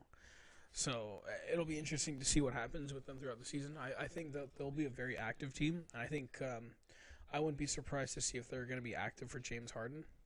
I don't know if there is going to be Yeah. anything on You the way think back. James but Harden would survive Heat culture though? Absolutely not. The So body you get fat. picked apart, man. I mean, we know. I've never been to Miami, but we all know how Miami can get. Let's go get. But honestly, Miami. if he could get disciplined and be put into that system and succeed, I think like they would be the best team in the East. If you add James Harden to it, Yeah, but that's only if he could like really learn to like play in like a system like that, you know, yeah. which James Harden has never proven, in my opinion. James Harden going to Miami would make them a team on that caliber. And if you're getting like James Harden like as fully committed, Yeah, Yeah, fully for committed James. that's the big The problem is, I don't know if Philly would want that return because I think it would upset. I think it would upset Joel like right off the bat. Yeah, there's no way Because- Joel would Well, be it'd safe. Yeah. just be Tyler Hero, Yeah, maybe a first. Tyler Hero, maybe one of the young guys, maybe Martin. I mean, if Like- I'm Joel, I'm like, man, get me to New York. Yeah, if I'm Joel, I'd give me to Toronto. Man, Let's be honest, Ruben. yeah, Joel's not going to You Toronto. don't want Joel to Toronto. You don't want that. You don't want that hope of an MVP level regular season just to fizzle out in the second round. My Yeah, God. I'm good on that. Like, I'm just been so pissed off at the fact that like Toronto is so close every single time. Kevin Durant, so close, yet no cigar. Damian Lillard, the front runners. Next thing you know, he goes to the freaking Bucks. Sure. And like here we are, like talking about this again, coming into another season, and we've got fans talking about losing Fred VanVleet was a good thing. And I'm like, oh my god, like losing a top free agent who's an NBA All-Star is not a good thing. Yeah, So- they didn't lose him for anything, you know. Like Yeah, they didn't they trade him just for they anything. just lost him in the free agency. They just lost him to free agency. That's not a Yeah, good thing. that's- I don't care what you say about fit and stuff like that, but Yeah, you can't. make you that up. can't do It's not- that, You didn't man. get anything back for him. Well, at least there's one silver lining. They're gonna have a top 10 jersey sale. oh yeah, they're gonna have Precious Dick Precious Achua and Grady Dick. Precious Dick is good. I like that. I think let's talk about Scott's Precious Dick. Okay, I think we're reaching now. Oh my God, Scott's Precious. Scotty Barnes, not a. Anyways, Grady. Brady's one of the ones, man. He's one of the Alrighty, ones. now that we've gone through that, let's get into some fun topics. Who would you guys rather build your team around? Paulo Banchero or Victor Wembanyama? Oh God. Victor Neither. Wembanyama. Neither. What? Okay. Pick either of those two or choose a wild card. A wild card that had. Wait, no, because then we have to Who like the wild card be? the wild card has to Can be we someone. can we say someone from Scoot the last Henderson could be the wild Someone card? from the last two drafts then. Wild card? Because Paulo Banchero's from last year. He's the first round pick last year. Victor's the first round pick this year. I'm taking Paulo. You're taking Paulo? Yeah. Why? Paulo has the build of LeBron with a couple extra inches. Pause. But I think when you just look when he came into the league, there was no lack of poise. He has that X factor to them. He has that dog mentality. I mean, he shows the ability to get into his bag. It wasn't necessarily falling at times, but the fact he has those abilities to take you off the dribble at that size, and the fact it's a lot more fluid than Victor's, because I think that's my big thing with Victor. I think we hear all the things that he has the handles of a guy and he's 7'5", but like, if you're Drew Holiday, you're not going to get cooked by that. You know what I mean? Yeah. That's the big thing with Wembanyama, I think. But Paulo's at that size where you can still be like very, I don't know if shifty is the right word, but you can have a bit of wiggle to your game without it being like janky. And I think Paulo's going to develop into a guy that can be like a solid shooter. I think he shot like 25% from the three this year or something, or maybe that would have been one of his months. But, you know, I think he's a guy that has an NBA-ready body and just has all the tools to really, like, improve as a player and, you know, eventually turn into, like, a top 5, top 10 dude. I'd probably agree with that. I think it's not that Wembanyama won't ever be good, but if you really think about having to build a team around him, I think you automatically have to slot in a very good point guard for like that team to be successful. Good point, yeah. Whereas Paulo Banchero, I think you could slot in any 1 through 5. Yeah, because he can be, I think he can develop into a bit of a point forward for sure. Yeah, and I think you can't say the same about Wembanyama. What I will say is, like, if you have the right players around Wemby, then that team is ultimately maybe better in the future than compared to Paulo. Because I think I compare Paulo to LeBron, and I compare Wemby to, I don't know, absolutely nobody right now. There's nobody compared to him. Yeah. I think he's like a new archetype to be introduced into the NBA, but I just think with his size, like, he is not going to get the bulk of your points. I think he's gonna be like maybe a walking triple double, but I think in terms of like point creation, I think he's in the low 20s compared to Paulo, where that could probably, I think honestly, in his like once he hits a certain point, could like go 28, 30. That's where I just see that type of build going. You know, you look at the Jason Tatums, who are like huge, like not point forwards. Not to say Jason Tatum is one, but Jason Tatum is an example of a 4-3 like hybrid that is just like a walking bucket. He's got the size. He can play make the initiation. And they get to the rim from the top of the key. You know. Yeah. Wemby's gonna be like, although he can play around the perimeter and get his threes, like he's not taking you to the basket. Yeah, you know? I don't expect him to be like a He is not taking super Joel high Embiid to the 3 level basket. guy. Yeah. Yeah. I could be wrong. Yeah. I think Banchero for me is a safe pick because of everything that you just But just listed. like the idea of what Wemby could be. The reason why I want to take Wemby is, number one, the idea. I think he already played high-level basketball, showing it. I know people talk about like if it's going to translate to the NBA. Not every part of his game is going to translate to the NBA because it's just a different speed and there are different players and different schemes that can take that out, and the rules are a little bit different. But a guy that can do that stuff roughly, like be able to shoot from the rim, dribble the way that he does, and handle the ball the way that he does, he can clearly play make. And I think his biggest asset is the fact that he is 7'4" and has such a high IQ on the defensive end that I think it's safe to say that he's already going to be a generational defender. Oh yeah. And so, if you're talking about generational defender, like I'm thinking about the likes of Kevin Garnett's, I'm thinking about the likes of the Dwight Howards of the world, the Anthony Davises when they're healthy, Former Spur, Yeah. Tim Duncan. Tim Duncan, and so that's why it's so easy for me to take a guy like Wembanyama, because if we look historically back at teams that have won the NBA championship over the last 10, 20 years, what do they all have in common? They all have some sort of anchor. Good point. Right? They have some sort of anchor. And so whether that's last year, like Jokic is not labeled a great defender. But what he was really good at doing was positionally defending on the defensive end. Mm-hmm. Like it's position defending. He's really good at being at help when he needs to be. Like if you're gonna throw the ball down to the post to Joel Embiid and Jokic is guarding him, most of the time Joel is gonna get a bucket. But positional defending is really important. Having a high IQ and knowing where to be. Like that's what I think Jokic was really good at, and I think that's why they were so successful defensively. On top of the fact that they had a guy like Aaron Gordon, a guy like KCP, Bruce Brown, guys who can defend multiple positions. So it's easier to build around a guy who understands positional defense and can be generational defensively, because once you have that pat down, everything else from a team building aspect is easy. Like Banchero is great, but we see Tatum. We turn the conversation to Tatum because I think there's a lot of There's a similarities lot of in guys the you game. can compare it to. You can you can compare him with Tatum a little bit. Looking at Tatum, it's harder to build a team around him in the sense because you need a great wing on your team also to be a great team to be a championship team. But again, looking back at all the one thing that's common is there's a defensive anchor. Mm.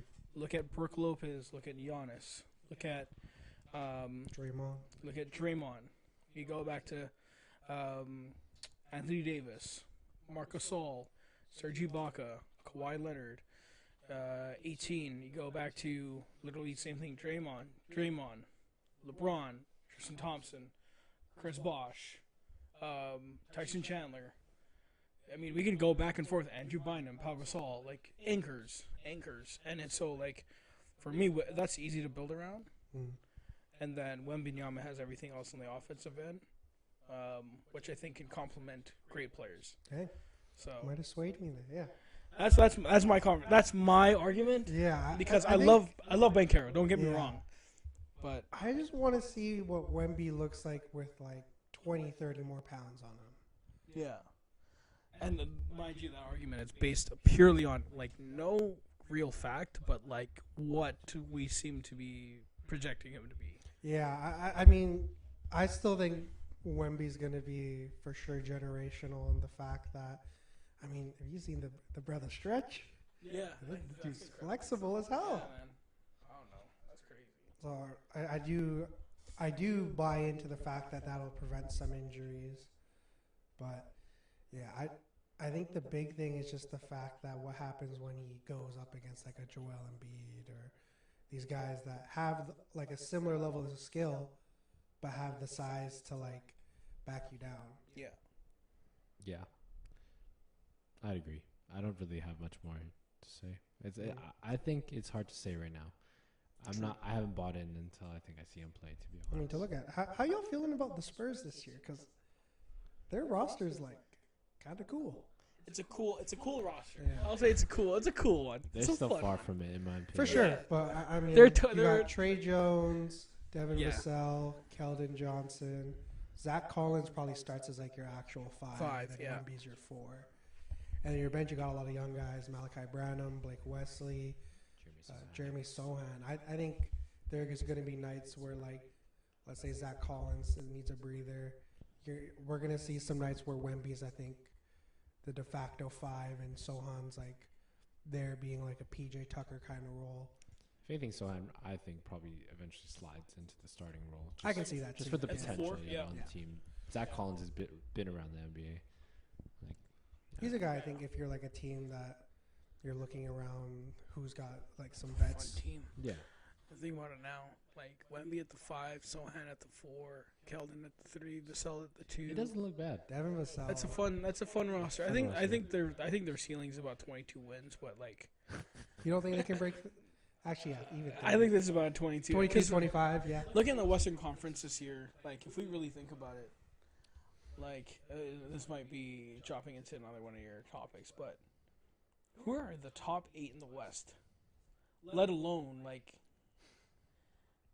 Top 8. yeah, who are your top No 8? order. You got Denver, Golden State, Both LA Phoenix, teams.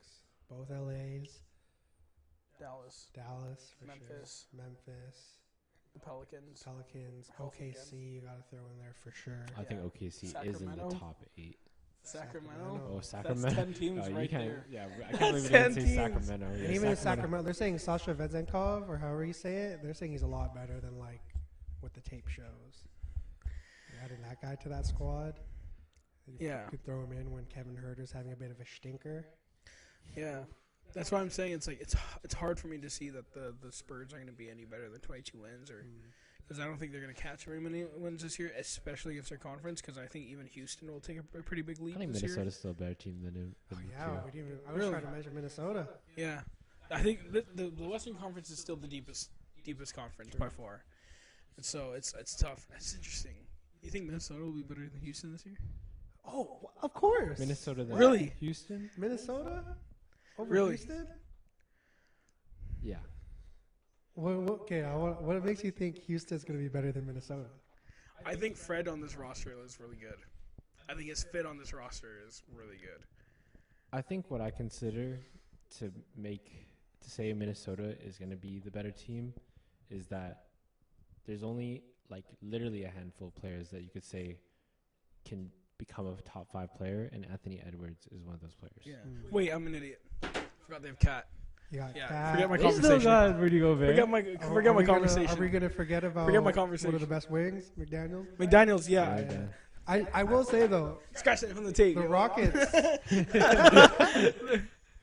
Scratch that from the the tape. Rockets Rockets that's are another good. good But roster. that's what I'm saying. It's like I really like the fit of Fred. Like, I don't think there's any team in the league that really has, like, no hope, if that makes sense. the Detroit Pistons maybe. I think Cade, the Charlotte Thompson. Hornets have no hope personally. Actually, Really? the Hornets, yeah, I think the Even if Hornets have LaMelo is a bright spot, LaMelo is the only LaMelo's bright one of spot. the ones. LaMelo, like I feel like he hasn't even been in the NBA. LaMelo is like the 2 days out of 365 for Antarctica Oh my having goodness. sunrise. He's Did- the so- only bright spot on that team. Y'all Yeah. think Brandon Miller's going to be, like, the bust from this draft? No, I think you think so. I don't know. Really? You think so? Oh, you think so? I don't think he's a complete bust, but I think, You think he's not gonna be as good as he's touted? yeah, I don't think he's. I feel like it's going to be an Aiden type of thing where it's like yeah, that's fair. you always have that choice of Scoot or even like James Wiseman to where like he could be like a serviceable guy, but because he's not the guy, it's going to be looked at as a bad pick. He's gonna be a cool 16 in the future. That's why in the future? I think that's. I mean, I think he's going to have like a shaky rookie season just because you're getting Miles Bridges back. Yeah. You got Terry there still. I got a question for you LaMelo's guys. not a very pass first point guard. What's your question? Do you really think you would consider taking Brandon Miller over Scoot Henderson because of fit? Because That was the stupidest. No. No, that was. Because are you really saying Scoot and LaMelo couldn't play together? I think everybody No. just got fascinated by the fact that LaMelo could throw like some crazy dimes. If we're looking at like how he's operated in the past, he's been more of like a combo guard. Yeah. Okay, I mean, you look at like the Chino Hills team, which was, I mean, I don't really care about high school basketball, especially in the States, but I mean, Yeah. when you looked at that team, he was more like the two. Yeah. You know, when you get to like when he's not with his brothers, then yeah, he's had to be more of a facilitator. But he has such a shake and such a twitch and wiggle to his game to where there's no way he couldn't be like Off the more ball. of like a two and off Yeah. ball. Yeah. Yeah. Yeah. I think that was just an insane I It's the think there's stupidest just thing. like a big. I think we're starting to see a shift to where we're seeing like these guys that, oh man, 6'9", 6'8", has handles. That's kind of your money zone. Like everybody's saying, oh, we want the next Paul George. Paul George is my GOAT kind of thing. But yeah, no. Brandon Miller was an Stupidest absolute dog in Alabama. But Still the stupidest pick. yeah, I still think you take Scoot. Scoot on any other year is the number one pick in any draft. true. And you just don't. I just found it so stupid that you skip out on 2 number 1 picks. Like, if you're Charlotte, you don't get Wemby, you take Scoot. You don't get Scoot, you take Wemby. Like, whatever the freak it is, man. You don't take Brandon Miller for fit. It's the stupidest thing. Charlotte has no fit. There's nothing to fit about. Yeah, that's what I'm saying. Like, The only guy you worry about is LaMelo Ball, but like that guy can play 3 if he wanted to. He's 6'8". Like, come on. like He's 6'8" point guard. they're not looking for anything yet. You know, like they add one piece no matter what. They're not a good Yeah. team still. Yeah, I think that's the one team that absolutely has no hope. This upcoming I season. personally think they have no. Charlotte. I think Charlotte's the one team with no hope. I think so too, honestly. Who in the West would have no hope? Every team's got a chance. Who are like the bottom besides Houston there last year? OKC was near the bottom. No. No, Oh, OKC OKC wasn't playing. playing. If I'm Oh well, obviously you had Utah Jazz, but they're gonna be solid this year too. Utah is a team I'm really high on. Utah's gonna be fun. Keontae George. Keontae George Holy. is one of the more. Apparently he's balling right now in training camp. Yeah, and being able to learn from Jordan Clarkson, Keontae George, man, I wish he. Taylor Hendricks too. We didn't get to see him in summer league, but like he projects to be like one of those 6'9" do it all Yeah. kind of guys. This was a deep draft class. Oh yeah, But it's hard to say right now. Like in the West, like let's look at the standings. Like There's only the Charlotte Hornets. man, I'm trying to have hope, but like yeah, y'all gotta talk me down from it. oh, what you think the Charlotte Hornets have help? Have hope? Yeah, because they got LaMelo Ball. That's one player. True. Who knows? Maybe Miles Bridges comes back this year and just like Miles Bridges is not going to be shocks the world. Miles Bridges is not going to be their savior. Nah. Well, the Spurs, I think, is the team that has no hope next year. But the thing is, they got the potential. They do have the potential, but I just don't think that's going to play out. Okay, so the bottom 5 were the Spurs, the Rockets, the Blazers, the Jazz, and the Mavericks. I think the Blazers are still going to be a 25-up team. Yeah. I mean, the Blazers finished Blazers- with 33 wins, and they were the 3rd worst team in the West. Like that's a pretty competitive. Yeah, and I think as far as the Blazers go in terms of roster, they have the most like assets to just like throw out. You know, like Yeah. like they could throw out any of their like starting centers or like front men rotation and Get some- Cooper Flag to Portland, baby. Yeah. They can get a lot of things back for sure. Yeah, I'm not tanking this year, but next year, because Yeah, I next think year. because Cooper reclassified, so I think he is Yes. not this year's but next year's draft. If we look at the East, like I think the Wizards are probably dropping. They were 12th last year. I think they're 14th. Yeah, I The guess Twi- the Wizards might are be going to there. be like, I think Jordan averages 30, but they I probably think he's the give new up Brad by- Beal over there. Damn. I He guess the drops 30 Wizards, with maybe I would put close to the Hornets. Yeah. I think the Hornets Hornets are 15th in the East. I think the Wizards are 14th in the East. Do y'all think Kyle Kuzma's a guy that could like be traded around deadline? Yes. I think absolutely. what I'm I think thinking, he re-signed simply to get the largest sum. Yeah. And then I think when Washington starts to realize that they can't win with what they have, I think they ship him out to Sacramento for some young guys. Whoa. Kyle Kuzma on that team would be nasty. That's what I'm saying. I think he should have signed with Sacramento from the first place. For sure. We were talking about this. Like, Yeah. I think Kuz was the one sleeper free agent that I think could have made a huge impact on any team he signed with this year. He stayed with Washington because he's trying to watch out for his chickens. So I think, I think he made the right decision for him personally. But from a basketball standpoint, you got him playing DC with Jordan Poole. Jordan Poole looking a little musty too, respectfully. Yeah. The muffin Respectfully. chops and shit. Yeah, the Yo, muffin that chops, ass, yo, man. Did y'all hear what the Guy looking like- supposed thing he said to Draymond was? You're Your heavy backpack. your heavy backpack for 30. Damn, that's crazy. Damn. How could you say that when like they've had that success together for so long? I mean, Jordan Poole, you're a part of one championship. You think you're a part of them all? That's what I mean, man. Like, I don't know. Jordan Poole's an interesting one, man. Mhm. Jordan Poole, you screwed Alrighty. up. Who would y'all say is the deadlier player? You have Nikola Jokic with Hakeem's defense, or you have Giannis with Dirk's bag / shooting. I think it's Nikola Jokic. It's tough because Jokic is a guy who's already like he's not a slouch defensively, but you give him one of like the best defenders of all time, like his tools. I think it's got to be Giannis Well, with Dirk shooting. all right, debate it out because I would be biased, but I wanna Okay, hear what so y'all the have to reason say. why, so I was leaning Jokic and Hakeem because Jokic is already the full package defense, and then you add the defense, and Hakeem is like a defensive player of the year, like kind of player, but Giannis is already a high-level playmaker, super athletic, can initiate the offense, can get to the rim, he can create for others. He's got size at 6'11" with a positive wingspan, and he's already a DPOY, and he's already an all-defensive player year in and year out. And the one knock on his game has always been his ability to shoot. So does that not make him the perfect player? No holes. Because Jokic, from the standpoint, is he's a full package, but I think the one thing that deters him is you can never play him as a 4 or 3 like you can with Giannis. Well, I mean, that's the debate. That on the other end, though, is Hakeem's You're- defense. Yeah, so that's like you got his perimeter and his interior, and I would say like it's Hakeem's like not a low. perimeter defender. Well, I think a lot of that goes into the fact that he's laterally quick.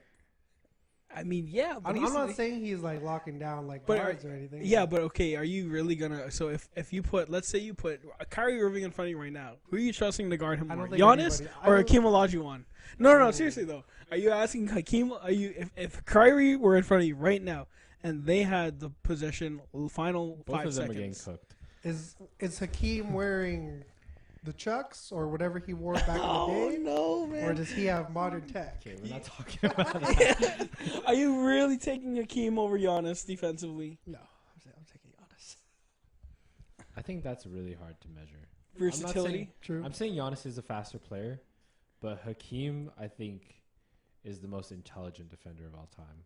Like, I think That's a good one. for his That's a good size debate. and being like what he was, because he was like a like a prototypical center. He wasn't a Giannis by any measure, but he was like an unstoppable force, and in the way that Giannis is, just not in the same aspects of movement. Like he was just like a high IQ defender. Yeah, Hakeem's one of the ones that I think you could put in any era and he'd like succeed. Yeah, absolutely. And this is where my argument will come. Okay. I think the thing is, you said Giannis is a great distributor. Jokic is probably the best distributor in the center position of all time. Yeah, no, there's no argument there. No argument there. His offensive game obviously is slow, but I think it's already been proven he gets his buckets no matter where he is. I think like there's been the conversation of if he's even the best offensive center of all time, just from the like impact standpoint, because the amount of buckets he contributes to, having like games where he can put up 20 assists a night, like that's unheard of a center ever. Like the offensive game also comes from contributing to the game too. And so if you give him then like one of the best defenders of all time's defense, he is also the perfect player. He might not be as fast as Giannis, but like Or as athletically gifted, athletic. but then he is just like the only player you almost need on the team at that point. yeah, it's very difficult to measure this. Yeah, it's almost impossible. They're true, both true. good players. I could argue. Both would be like probably the GOAT. Yeah, like Yeah, both absolutely. It'd be hard to. It'd be a toss up at that point. Yeah. I think it really depends on what measurements we're looking at. Like if you were to make athleticism a really big part of this argument, Of course, Giannis. then you would take Giannis. But if you're talking about like from the center position and their ability to do everything they do, right? Given the attributes that they have, like I would say Jokic is already the more complete player than Giannis is, and if you add like these different elements, I guess like Jokic would be the better player because, I mean. It's just a tough conversation. I mean, yeah, that depends. I guess, like, where do you rank Jokic and Giannis? It's like currently, too. It's like, do you want 20, 20, and 20 with 2 blocks, or do you want 40, 20, and 10 with like two blocks? You know, like yeah. Like That's Giannis will for sure give every team 40, but with Dirk's level shooting, there's no 100%. doubt. But then How do you guard that even? But then Jokic then becomes 20, 15 and 15 player every night with 6 blocks or something. Yeah, like 2 steals. It's kind of just what do you want? He's wreaking havoc on both ends. 100%. Just want to throw that out there. I know. That's a fun one. That's a stalemate for sure. Yeah, For right sure. there. Alrighty. Let's get into a little bit of Blacktop Showdown. So, if this is your first time tuning into the podcast, we got this little thing you could call BTS or Blacktop Showdown. So, typically goes, each person has 3 players, and of those 3, you just got to make your case. You normally go one up by one. So, let's say I got Anthony Simons, and my opponent has, who's another guy that's Devin Vassell. You got to debate why your player is the better player. You could say, Anthony Simons has a crazy bag, his range, his ability to shoot off the dribble, all that good stuff. Or you can even say, man, Devin Vassell's a bitch. That's why Anthony Simons is the man. That's the argument of the year. It could be whatever. You just gotta make your argument. It's not about who's actually better, counting stats wise, contextually, whatever it may be. It's just about who makes the better argument and how we're gonna do it. I got these little stacks. It's not actually Pokemon cards. There's players on here, some basketball cards. Pokemon cards. And we're gonna draw 3. So how I'm gonna do it, since our table is a little slim, I'm gonna just fan it out. Let's just have Luca. There's Jamal Crawford. No. They're all I think generally top 15, top 10 type of players. So there's not any duds. There's a couple wild cards in there. So we'll see if anybody draw those. I think because we're in Ruben's house. Ruben, start us off, bro. We'll go. I'm gonna shuffle this a little bit. Yeah. Do you actually announce who we pick up? We can announce it after. We'll do our picks first, and then.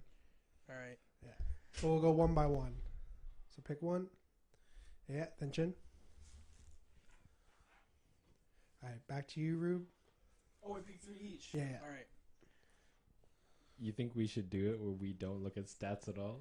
Yeah, I feel like we should, man. Yeah. Because we're here. Oh, yeah, bro. Yeah. Normally when we do this online, you have the ability to go to your basketball reference or whatever, but here We just got to talk about the player as is. Face Yeah. value. Yeah, I test. I like that. Okay, do you have your third? All right, we're doing this. I'll just take this one right here. Alrighty. Can we look? Yeah. Go ahead. Oh my god. Okay, let's start. Oh, yo, we should do a 3-on-3. 3-on-3. Should we just go 3s? I'm down for that. Yo, Let's go do it. 3s right now. All right, Ruben, announce your 3. All right. So my 3 is at the I guess we'll go with the 1, 2, 3. At the guard position, we've got Utah Jazz Donovan Mitchell. Ooh. At the forward position, we've got Mr. Luka Doncic. Oh. And at my big position, I've got Mr. Anthony Davis. Ooh. Interesting. Chin, who you got? All right. At my guard position, I got Paul George. Oh. At my, I guess, wing position, forward, I got none other than Jason Tatum. Oh. And for my center, the most complete player of all time, Nikola Jokic. Yo. Dirty. Alrighty. No. For me, I got at my guard the greatest point guard of all time. Jason Kidd. John Stockton. Stephen Curry. Oh my god. I don't have a big, but my two wings. I got one of the greatest mid-range shooters of all time, DeMar DeRozan. Oh, DeMar DeRozan. And at my other wing, the biggest emo on the block, Mr. Jimmy Butler. Interesting. All right. So since this is our first time doing it, just our threes, should we say... Because typically how it goes is you have 2 rounds. You get a minute each. Do a minute 30 maybe? That's what I'm thinking, yeah. So we're going to do a minute 30. You just got to make a case for why your team would dog the other teams. Anybody want to volunteer to go first? I'll go first. All right. Ruben, making an argument for Donovan Mitchell. You look at my team. Luka Doncic and Anthony Davis. In 3, 2, 1, go. Oh, my team is going to dog both of them. Why? Because we have 2 of the most explosive offensive players in the league today. Donovan Mitchell, who put on a big 70-piece this past season. Donovan Mitchell can attack the rim from anywhere on the floor. He can hit the shot from anywhere on the floor. He can create for others, which I think is going to be great for this format. I think with his ability to attack the rim and put pressure on the defenses is going to open up for a lot of guys like Luka when he has the ball, when he's off ball, and then Anthony Davis, who's a threat anywhere on the floor as well. I think this is the most versatile offensive team. When they've got the ball in possession, you can give Luka the ball. We all know what he can do with his bag. He can go to the post as a big forward, as a big guard. He can attack the rim, shoot from the outside, and then you come in here with the catalyst, Anthony Davis, and is a big man who can defend the rim, can play versatile defensively, unoffensively. There's a lot of switchability here. At least Anthony Davis can cover those 2 guys and then also protect the rim. And I really like what Anthony Davis can do with this style of play with these 2 guys is he can play up-tempo in the half court on a blacktop game, and he can play fast, he can play outside, he can play inside. I think there's, again, the biggest thing with this team is versatility, and it's really hard to guard guys who can do everything from the floor, everywhere. Alrighty. Shane, you want to go next? Or you want to go last? I'll leave it up to you. I can go next. Okay.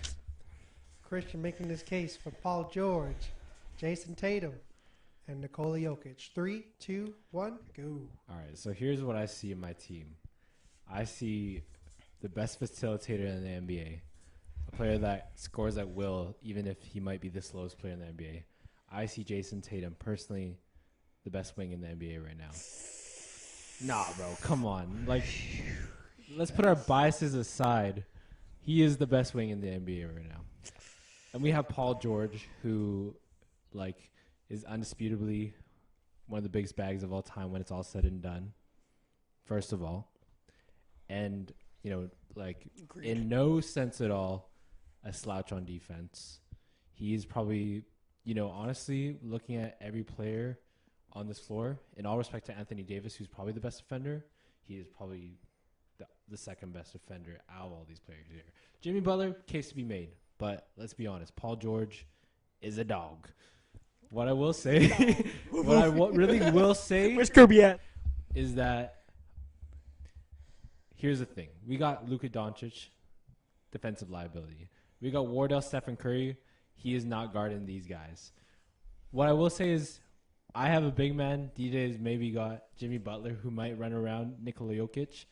But I can't speak on these 3 players only because these 3 players are complete in most aspects for their respective positions in the NBA.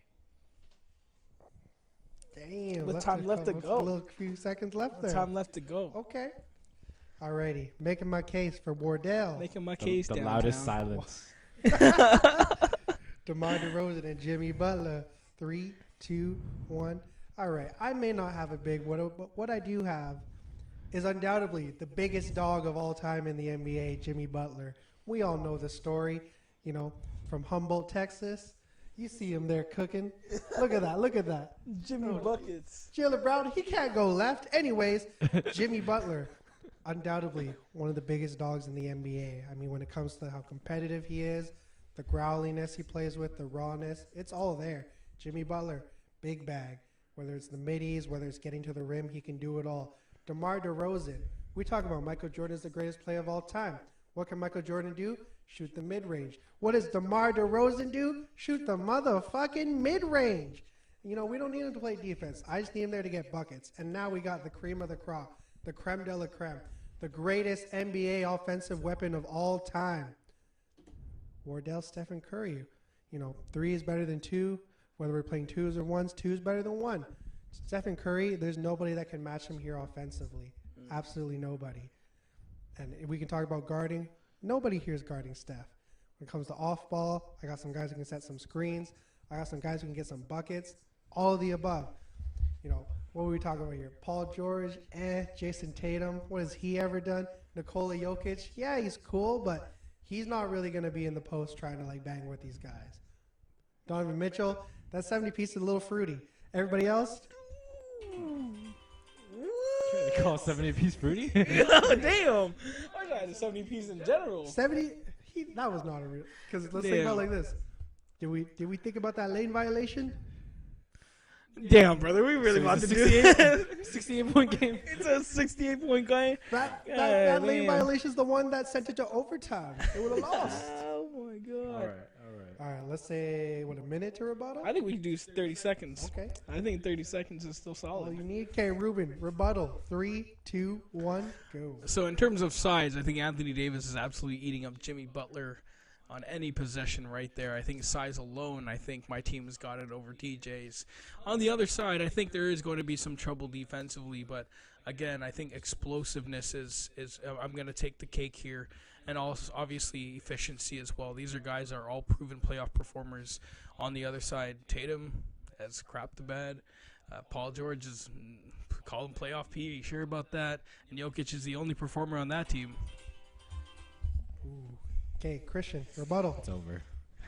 Oh, 3, 2, 1, go. All right. Here's the thing. My team, overall, best shooting between the 3 teams. Best defense between the 3 teams. You could say Anthony Davis might be better than Nikola Jokic, but the last NBA Finals or NBA Western Conference Finals debunked that. Best facilitator on my team. I don't even need to speak anymore. I'll let the 8 seconds run. That's how confident I am in that. You guys cannot argue against What that. the? Hey, man. Hey, God What are we damn. doing here? Alrighty. Yo, Rebuttal. yo, I wish we could do a live show so we have live voting. That'd be Dead hilarious. ass, yo. Yo, that'd be One sick, yo. Okay. The polls have changed. Yeah. Rebuttal from me. 3, 2, 1. Let's talk about this. Wardell Stephen Curry has never choked in his life. DeMar DeRozan has never choked in his life. Jimmy Butler has never choked in his life. Nikola Jokic and Jason Tatum, nothing. Paul George, nothing. I have the best shooter of all time. What are we talking about? 2 is better than 1. 3 is better than 2. You're not stopping this man. DeMar DeRozan, when it comes to middies, nobody's matching him. Jimmy Butler, middies, driving, whatever you want. Nobody's matching him. So normally what happens is See, what happened was. it goes normally between one-on-one. But because it's all 3 of us making our case, we can't really like. But we can do what we did last time, We right? could all vote for one other person, not Okay. ourselves. Yeah. Let's start with Ruben. Who you going for? I'm a big Well, I can't choose ourselves, right? Yeah. I'm real. Chin. I think I got chin. That 8-second bullshit. No, I think his argument was like, it was very sound argument. Yeah, true. It was very sound argument. I don't know. I just had the heart of the cards too.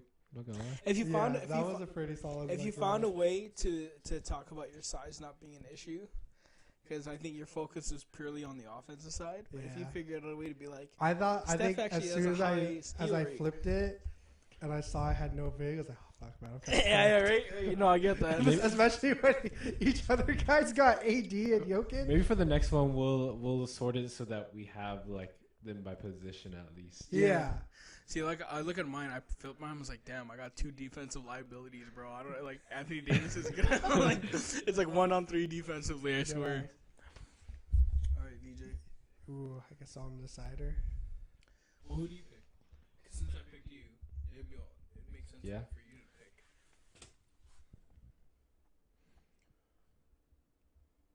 Come on now. I think in this scenario, I'm going to pick DJ's team. I like the idea of talking about Wardell Stephen Curry as the best offensive weapon of all time, because he doesn't get those flowers, and I agree with that narrative. Mostly because objectively, it's like pretty close to true. You know, it'd be a debate to be had, obviously, but I think the way DJ talked about the offensive prowess in the team made the team It's two stand out. sides of the ball, man. Damn. But I do agree, like, Hey, do you really need the two sides if you got an offensive weapon as opposed to Stephen Man, Curry? if you're big man Jimmy Butler, and then you got two small guys can't If guard. it's you keep the ball, nobody's.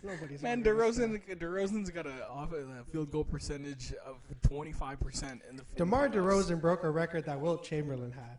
Has LeBron done that?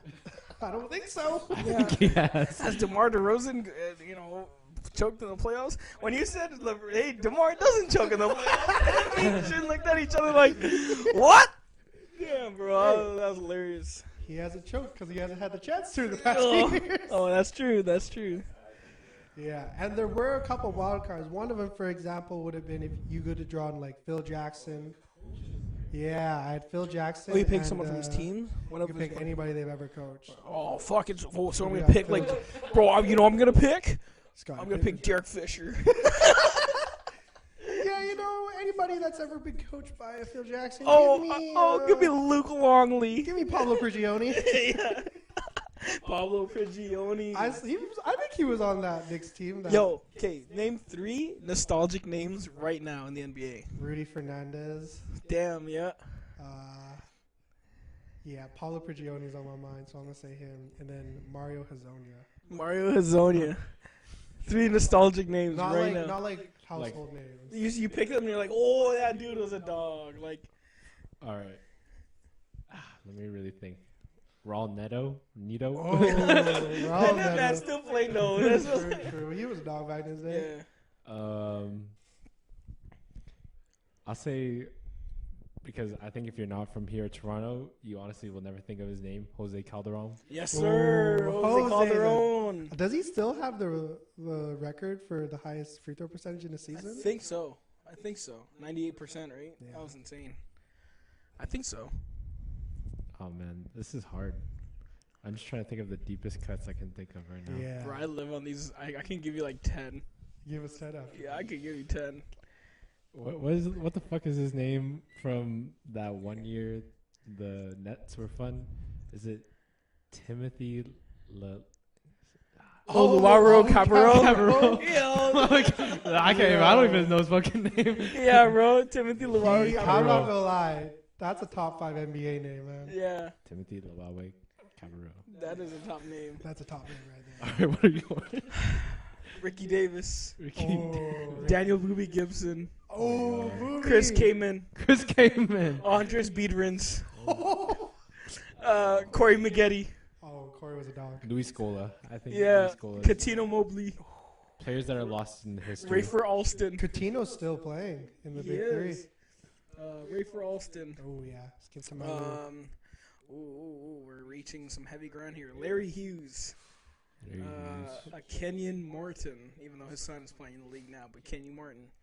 And let me see if I can think about like a really tough one here. Luke Ridnour. Oh. Luke Ridnour. Yeah, I'll give you 10 right there, Seattle bro. Sonic legend. And Nick Collison. Nick Collison, man. Yeah, if y'all couldn't tell, we got a little bobblehead here for our set. I mean, franchise legend. Yeah, Numbers bro. retired in the rafters. Man, Nick this is a Collison. sick live episode, man. We're on True. to it, I mean, yeah, as we're winding down, this was so much fun. Damn, man. Gotta First have of these more many. often. For First sure. of many. Yes, sir. For sure. Any last things y'all want to add? Man, I hope Toronto figures some stuff out. I hope they either sign Siakam to an extension or they trade him, because I do not like the stuff that's coming out about him. I don't know. I don't really like the direction they're going in. And I will say this for all Raptors fans: yes, I think Masai Ujiri and Bobby Webster. We should definitely have a conversation about them moving forward. You know, they did what they had to. But now They I did what think they could. it's time for Well, I some mean, new blood. this Maybe. is the problem I have. Masai Ujiri goes to the media and he goes, you know, our pursuit for Damian Lillard was sensationalized by the media. Then Bobby Webster goes into an interview and says that we made our biggest offer we ever had for a player. So how can your president and your GM have two completely different answers? Just saying. So someone's lying, or clearly someone's not on the same page with someone else. So Toronto, figure your stuff out, man. I don't like watching this stuff no more. Otherwise, I'm gonna cheer for the Bucks. Hey, Damn. go to the side, brother. Or I can cheer for the Celtics. Actually, I can't. I can't cheer for the Celtics. I'm sorry. I can't. It's okay. That's understandable. I got nothing bad to say about the Celtics, to be honest. Of course you can. Neither do you. Neither you guys have anything bad to say about your teams, man. Frick. Hey, if the Celtics win, I can claim Drew. That's true. That's true. My last thing Goddamn. to say: Damian Lillard, Giannis Antetokounmpo, greatest PNR of all time. Ooh. Haven't even played yet. Bruh. Better than Stockton and Karl Malone? Yeah, fuck those guys. Oh my goodness. Stockton and Malone can never get over the hump. I mean, that's fair. If they win a chip, it might be. Murray and Jokic? I don't think there's too much. Like, There's I not too think much it's- PNR. I think more yeah. DHOs, right? And a lot Yeah. more, a lot more off curls, I would say. Yeah, you're right. You're I right. think pure PNR, I would say Malone and Stockton is still probably like The one. best one. But Dame and Giannis could definitely. I think longevity also depends. Yeah, they're definitely not going to have the longevity game, but I think just the idea of it. and Efficiency, how if it's they gonna can, be- if they can like seriously convert off those Oh, yeah. more than another team, then there you go. Like, if they both averaged at least like 27, 28. Confirmed. But with that, stay safe, stay blessed. We'll see y'all soon. Back shots, back shots. Oh, LeBron.